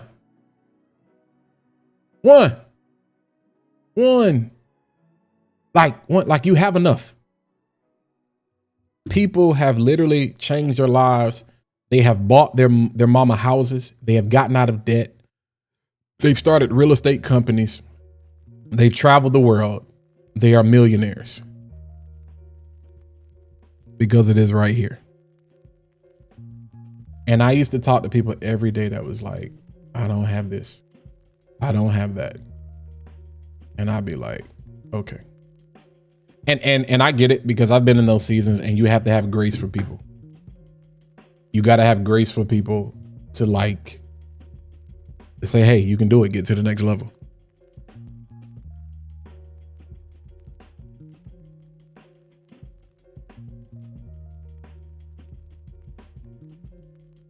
But bro, Jordan got cut. The GOAT at one point wasn't even good enough to make the team. How stupid do you think his coach felt? But he wasn't stupid. I had my shout out to Rochelle Gold. Y'all want to know why I am the way I am? I've always been this way, but shout out to Rochelle Gold, who was my English professor at Carolina. I almost filed a complaint on her and said she was sexist because, and me and the other guys, we kind of felt this way, but I was like, all right, Ms. Gold, I know my writing is better. I'm letting y'all in. This is me being vulnerable as a content creator. I know I'm better because I'm a man, right? We all, most of y'all watching me as men. So we having real talk. We having real talk tonight. We having real talk tonight. We having real talk tonight. Let man to man. We having real talk.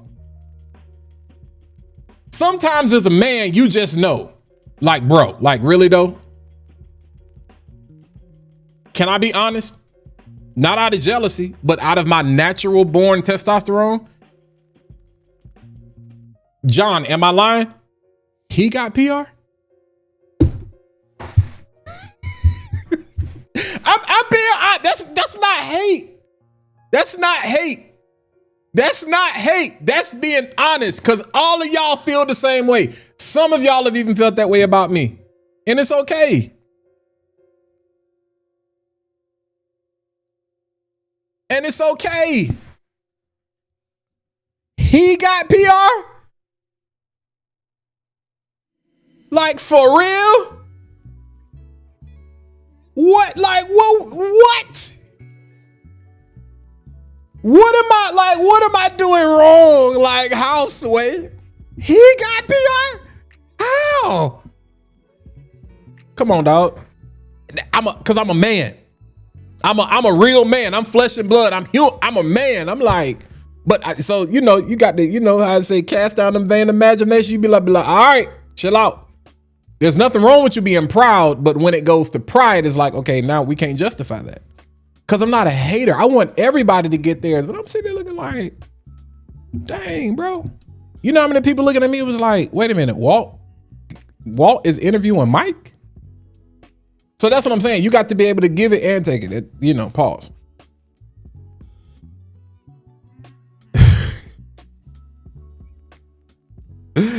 As a man, as a man, and I know, you know, it's some ladies probably watching or whatever. But as a man, yo, bro, it's tough. It's tough. It's tough because you sitting here looking like, dang, bro, they got it. And either you can let that cause you to shrink, or you can be like, all right, I got to work that much harder. I got to work that much harder.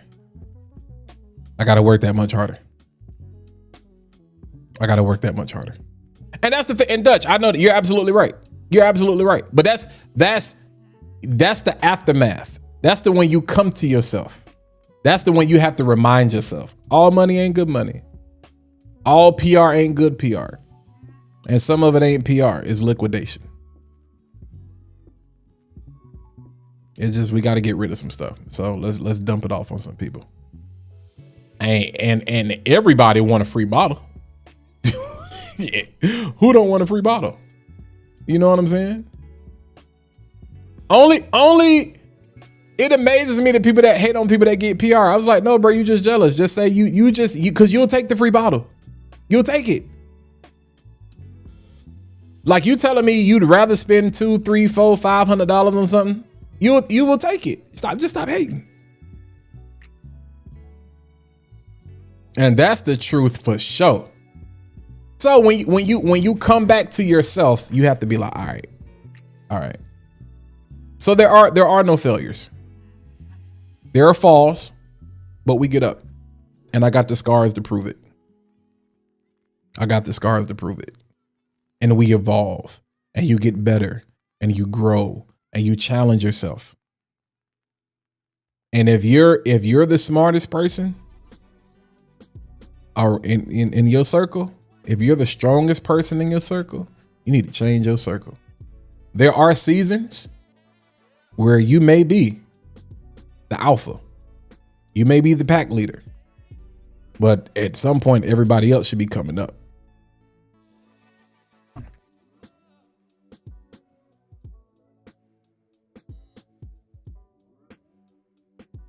My brother's success inspires me.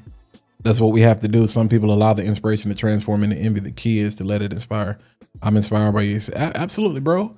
Yo, it's a I'ma share it. It's got a lot of cussing in it though, but it actually doesn't.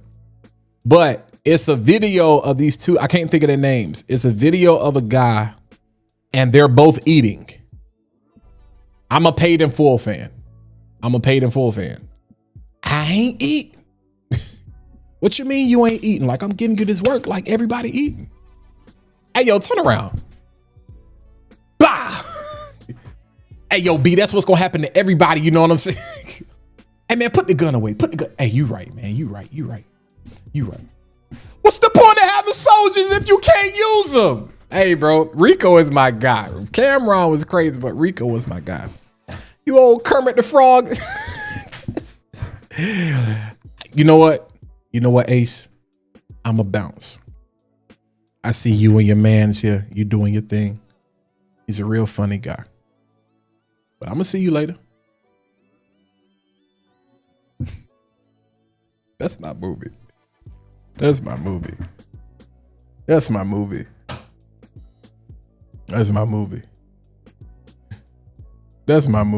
But the video, they're sitting down. Two best friends or two brothers. They're sitting down to eat. And the guy says, yeah, Cam was not acting, KB. The guy says, hey, why your plate look better than mine? And he like, bro, what you mean you eating? And he was like, nah, but I want what you got. And pulls out a gun, shoots him in the head. That's like the intro. That's the hook. Even though I knew it was fake, bro, it happened so quick. I was like, oh. And then they go on to explain. And he was like, so they do a reenactment. And he's like, yo, what you mean? Like, I'm out here putting the work in. And I'm trying to show you, you know what I'm saying, how you can do the same thing so you can help somebody else doing something. But even though I'm putting in all the work, I'm still making sure you eat. So, brother, it ain't that serious. I will take your plate and you can have mine. So let's eat. And then they proceed to eat. Do you know how many people we have lost in this world because it's other people looking at you as like, I want your spot. I want what's on your plate. That's why I say you be like, they got PR. All right, snap back.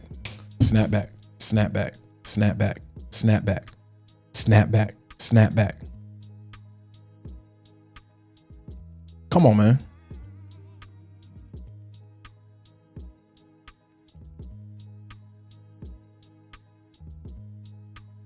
Yeah, bro. Like I've watched a lot of the other documentaries or whatever.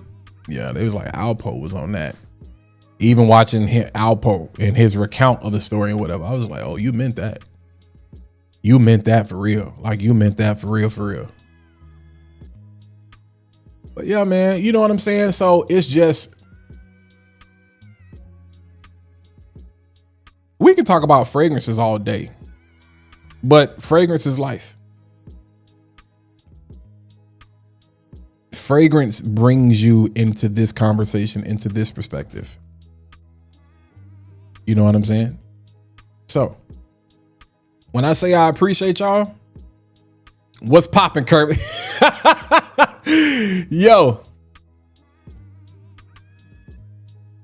Money making Mitch. Can't keep it down. These streets love me, B. That's my jump, man. Bro, I was 10 when somebody died over taking gumbo from the, you see what I'm saying? Like for what? Like for what? Why? Going back to what Wendell said, we can all work together. You know what I'm saying? Oh, for real, bro. I'm trying to tell you, we gonna get busy. You know, and you got how many bricks right there? Yo, Ace set you off? Come on, dog. Come on, dog. Between Paid in Full and Blue Hill Avenue, if you want to understand me, those two movies. No. Let me tell you who I am as a person. Paid in Full, Blue Hill Avenue, Brown Sugar, Princess and the Frog, Aladdin, Jurassic Park, all the movies, even the ones that are terrible. That includes like Jurassic World, Dark Knight trilogy, Harry Potter. And that's me. Juice my joint too, but you know, like, because people used to call me Steel. They used to call me Steel in high school. Some people used to call me Jadakiss. Some people used to call me Steel. Yeah.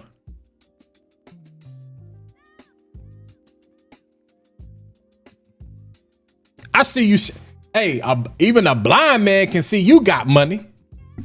I'm broke, baby. You ain't got no money. Hey, the streets love me, B. I done so hash in these streets. Hair on. But Blue Hill Avenue,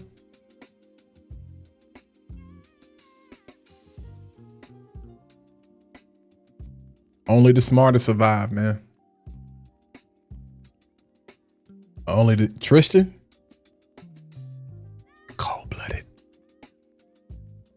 cold-blooded, man. But guess what? You got the juice now. You got the juice now. Y'all got the juice. So yeah, man, it was a dope live, man. Dope conversation. You know what I'm saying? Bro, when you big, that's what I'm saying, dog. They compare you to everybody.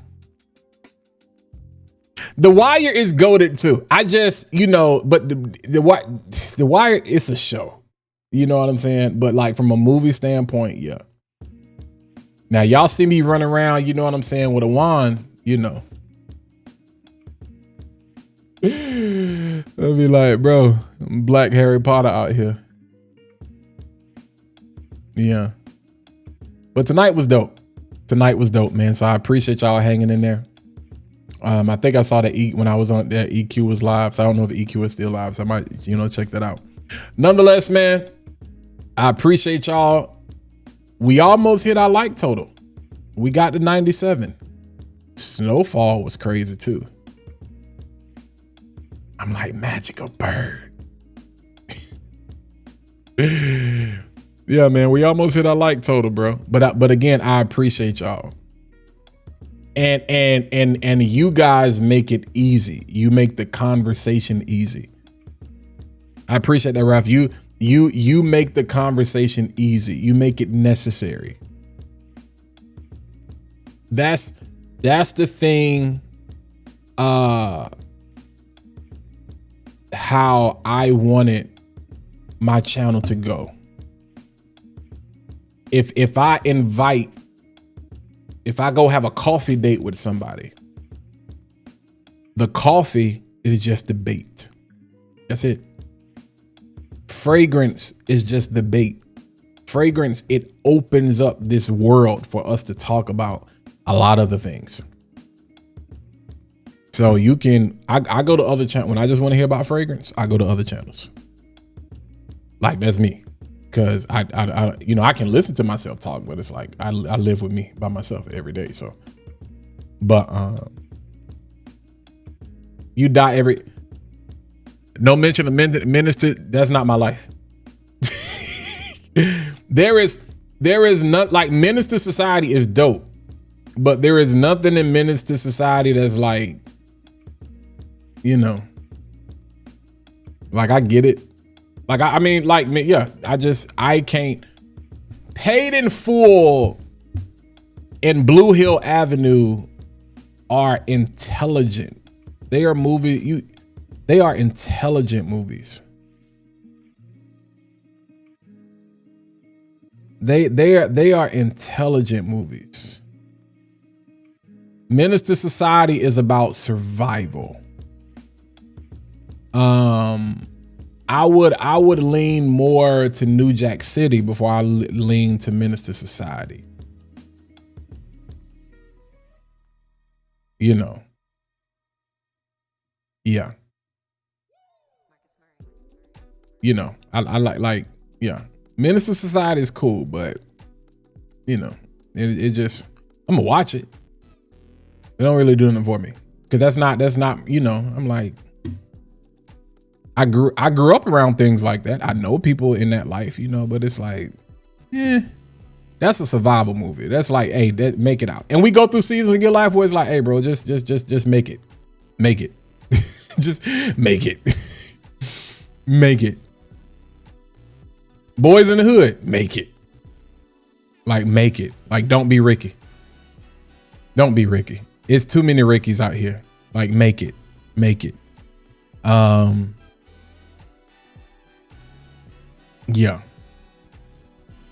Yeah.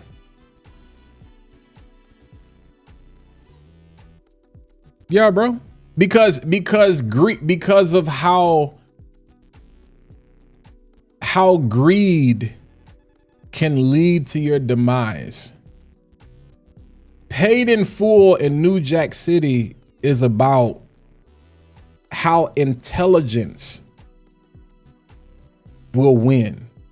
Nino Brown was a genius, but he was greedy. He didn't know when to get out. Tristan and Ace were technically forced to get out. Nino Brown was not trying to get out, bro. He was not trying to get out. He was not trying to get out. Yeah.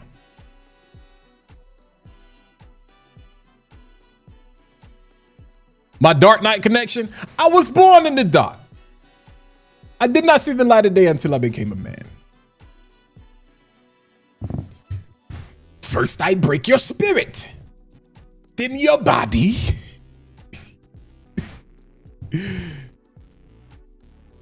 Dark Knight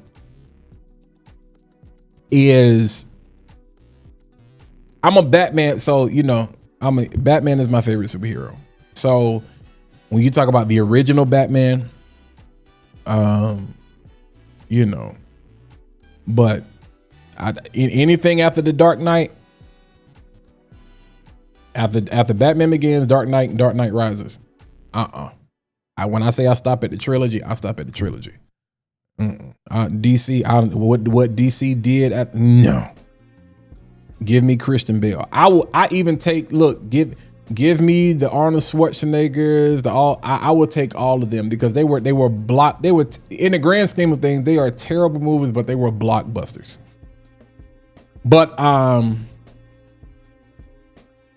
Batman was so torn, bro, with, it's kind of like, even, which is why I kind of like the storyline between Batman versus Superman, because they were both juxtaposed against this internal battle of like how to be me. Like, can I really be me? Can I really? Prime example. Fat Boy Finesse is the brand, but I've taken the mask off. You're getting a chance to see Walt. You're getting a chance to see Bruce Wayne. You're getting a chance to see Clark Kent. This is me at my most transparent and vulnerable moment. When I put on the panda, when I put on the mask, it's not me being fake. It's not even a facade. It's another element of how I express myself, but it gives me superpowers. It gives me the ability to do things that I wouldn't normally be able to do right here. It's no different than the mask, like with Jim Carrey. The only people that cared about Jim were the people that cared about Jim when he had the mask off from Jump Street. So those are the people you really keep close to you. Be weary of people that come around after the fact. You know what I'm saying? So that's like the Dark Knight, and this is the connection. The end of Dark Knight before we get to Dark Knight Rises. You either die a hero or you see yourself live long enough to become the villain. God, somebody knows. And there is a period in my life where I lived that. You either die, because it's a lose. What it really says is it's a lose-lose situation. Because you're going to die regardless. Damned if you do, damned if you don't. So you might as well do. But what did Gordon say at the end when he was telling his son? He said, "Dad, why is he running? He didn't do anything."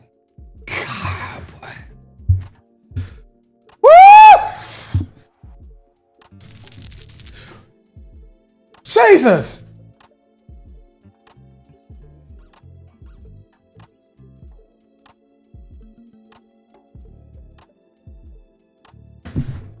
And he responds, because he can take it.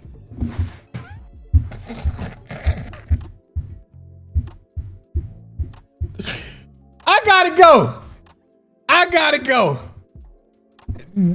That's the connection, Keith. Why is he running? He didn't do anything. He can take it. He's the one that can take it.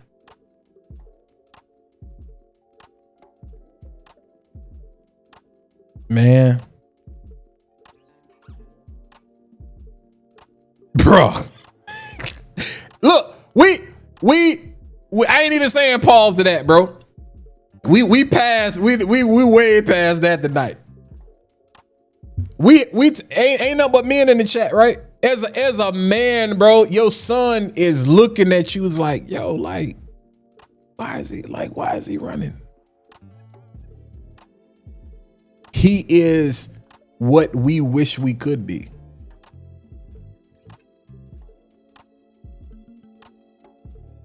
So it takes putting on that mask, putting on that suit, putting on that armor, putting on that persona to a whole nother level.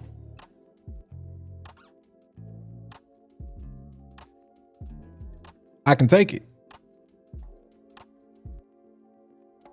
I can deal with the BS. I can deal with the comments. I can deal with the hate. I can take it. It don't feel good. Y'all see me. Boy, I be talking about somebody's mom in a heartbeat.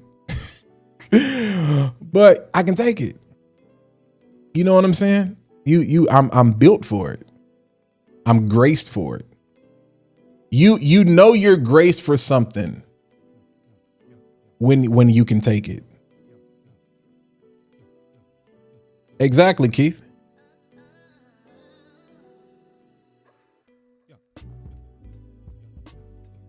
Nah, you good. Take over. You like, I can take it, man. Like, can you imagine the disciples like looking at Jesus being like, bro, you gonna let these people crucify you? Yeah. Because I can take it. God, somebody knows.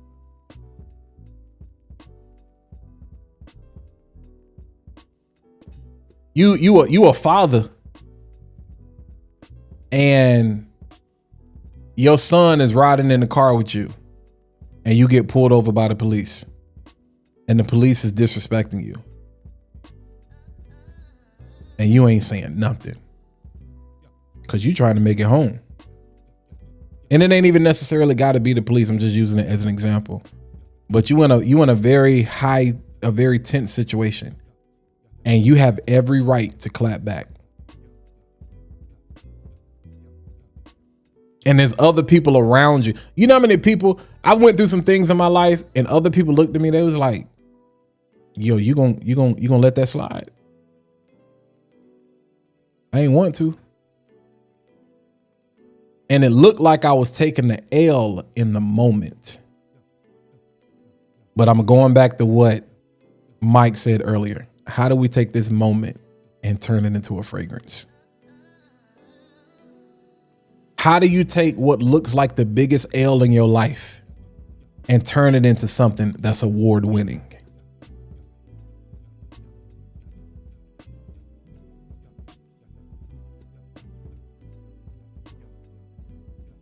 How do you take what looks like a loss, what looks like a failure, and you use it to create something that now it sells out?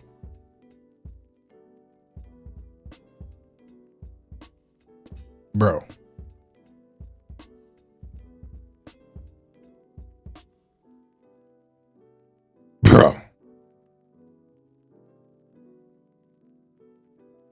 Bro. Asked it, bro. Like, Lord, like, please, bro, you got to take this cup away. I can't do it. And as a man, it's bad enough that we got to deal with all of this energy on the internet talking about, you know, having bad bitch behavior. But like, as a man, bro, having to take it, that goes back so far. That's crazy. That's crazy. I'll be back in 3. I'll be back. You ain't got to worry about it. I'll be back. They ain't even gonna believe it. I'll be back. I'm down today. It's like I asked y'all yesterday. I was like, yo, the females that was bad in high school, are they bad now? 99% of them, no. But now they want you. They wouldn't give you the time of day then. The one you probably really, really, really wanted, they wouldn't give you the time of day. Now, and this is the crazy thing about our generation. I feel like Kevin Samuels right now. This is the crazy thing about our generation. If you're a millennial, either they got 3, 4, 5 kids. And now here's the thing. Listen to me when I say this. I'm not disrespecting any woman that has kids or multiple kids. Some people have kids because they got married. They had children, went through a bad marriage. But then you got other situations. Folks just out here having babies. But and I'm not shunning you either. But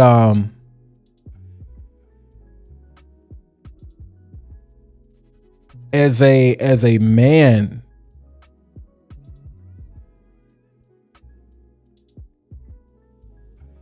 the level of responsibility, you know what I'm saying? It's like, I ain't gonna go down that road. This is what I was gonna say. If you are a millennial, one or two things gonna happen. And probably one thing is gonna happen. And this is one thing I say and I honestly believe. There are so many millennial women who are gonna die single, unfortunately. Daniel, now they ready to settle down. Unfortunately, there are a lot of single women who are going to die single. A lot of millennial women who are going to die single because of the internet. Because the only thing they can focus on is somebody's son. They don't want marriage. They want a wedding. They say they do, but they don't. They want to stunt on the gram. And they can't comprehend what it means to take it. You know what I'm saying? And so you had so many people who blame their independence on men not stepping up to the plate, which I agree with to some degree. But it's like you don't get to go out here, chase a career and do all the things that you want to do, and then at 37, 38, 39, 40 scream at me talking about, you know, my eggs. Wait, because when I was trying to get it together, I wasn't good enough for you. Now that I got it together and you done wanting to be Jordan Armstrong. Was that Jordan's last name from Best Man? Now you want to settle down? Now you tired of being cat lady? So I'm supposed to be empathetic to your plight to build yourself. But you didn't want to be empathetic to my plight when I was digging myself out the hole. And now that you see, because I'm a man, because I can take it, because I am where I said I was always going to be. In the famous words of Mike Jones, back then you didn't want me. Now I'm hot. You all up on me. Oh, okay. That's how that worked. That's what we doing now. That's how that worked. Come on, bro. Come on, fam. You know what I'm saying? So it's crazy out here, bro. It's crazy. It's crazy. Like when I say it's crazy, it is super, super, super crazy. It is truly crazy work. Nonetheless, let me get out of here because we it's about to take a turn, and it's 10:30. Oh, it's about to take a turn. It's about to take a turn. Hey, man, but listen, I appreciate y'all rocking in there with your boy. You know what I'm saying? And we hit our goal. We hit 100 likes. That's what's up. I appreciate y'all. At some point, I got a crazy idea where we're gonna do. I ain't gonna do no castanet, but we're gonna do a marathon stream of some sorts. And we're gonna make it interactive, and we're gonna pull a lot of people in, and we're gonna make it dope. So y'all be on the lookout for that, man. But yeah, I appreciate y'all. Y'all be easy. It's been real. Go back and watch the replay, bro. Share this live with somebody. Clip it if you got anything out of. I mean, do what you want to with it.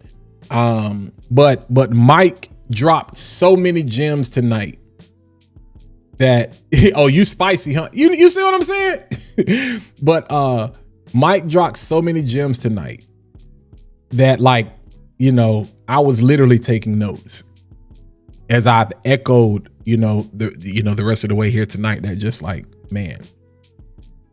But I go back to that quote at the end of the movie. Dad, why is he running? Why are they chasing him? He didn't do anything wrong. Because he can take it. Shout out to you, man.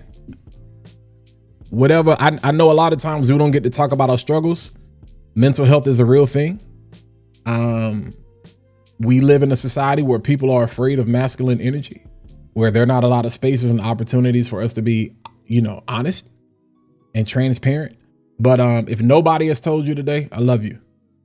If nobody has told you today, I'm proud of you. If nobody has told you today, I need you. If nobody has told you today, I'm rooting for you. If nobody has told you today, I'm praying for you. All of those things, and I'm wishing you the best. That you find peace, that you find love, and that you find rest. Because stress is out here killing folk. So I pray that you find peace, you find love, you find rest. And you can get all three of those literally from one person.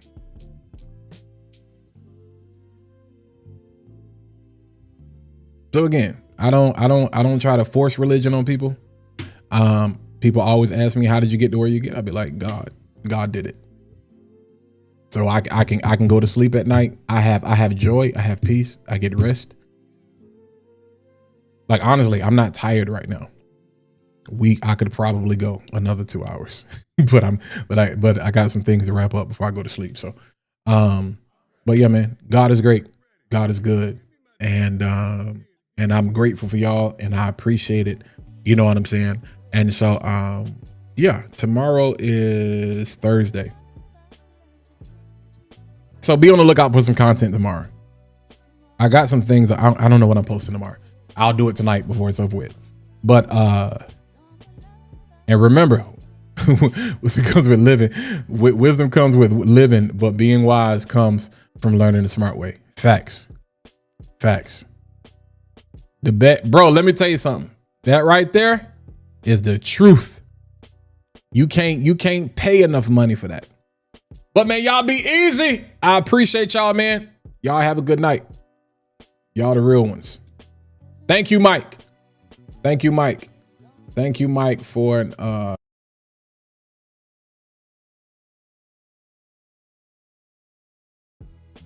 epic conversation, man. I appreciate it. Tonight was a good night.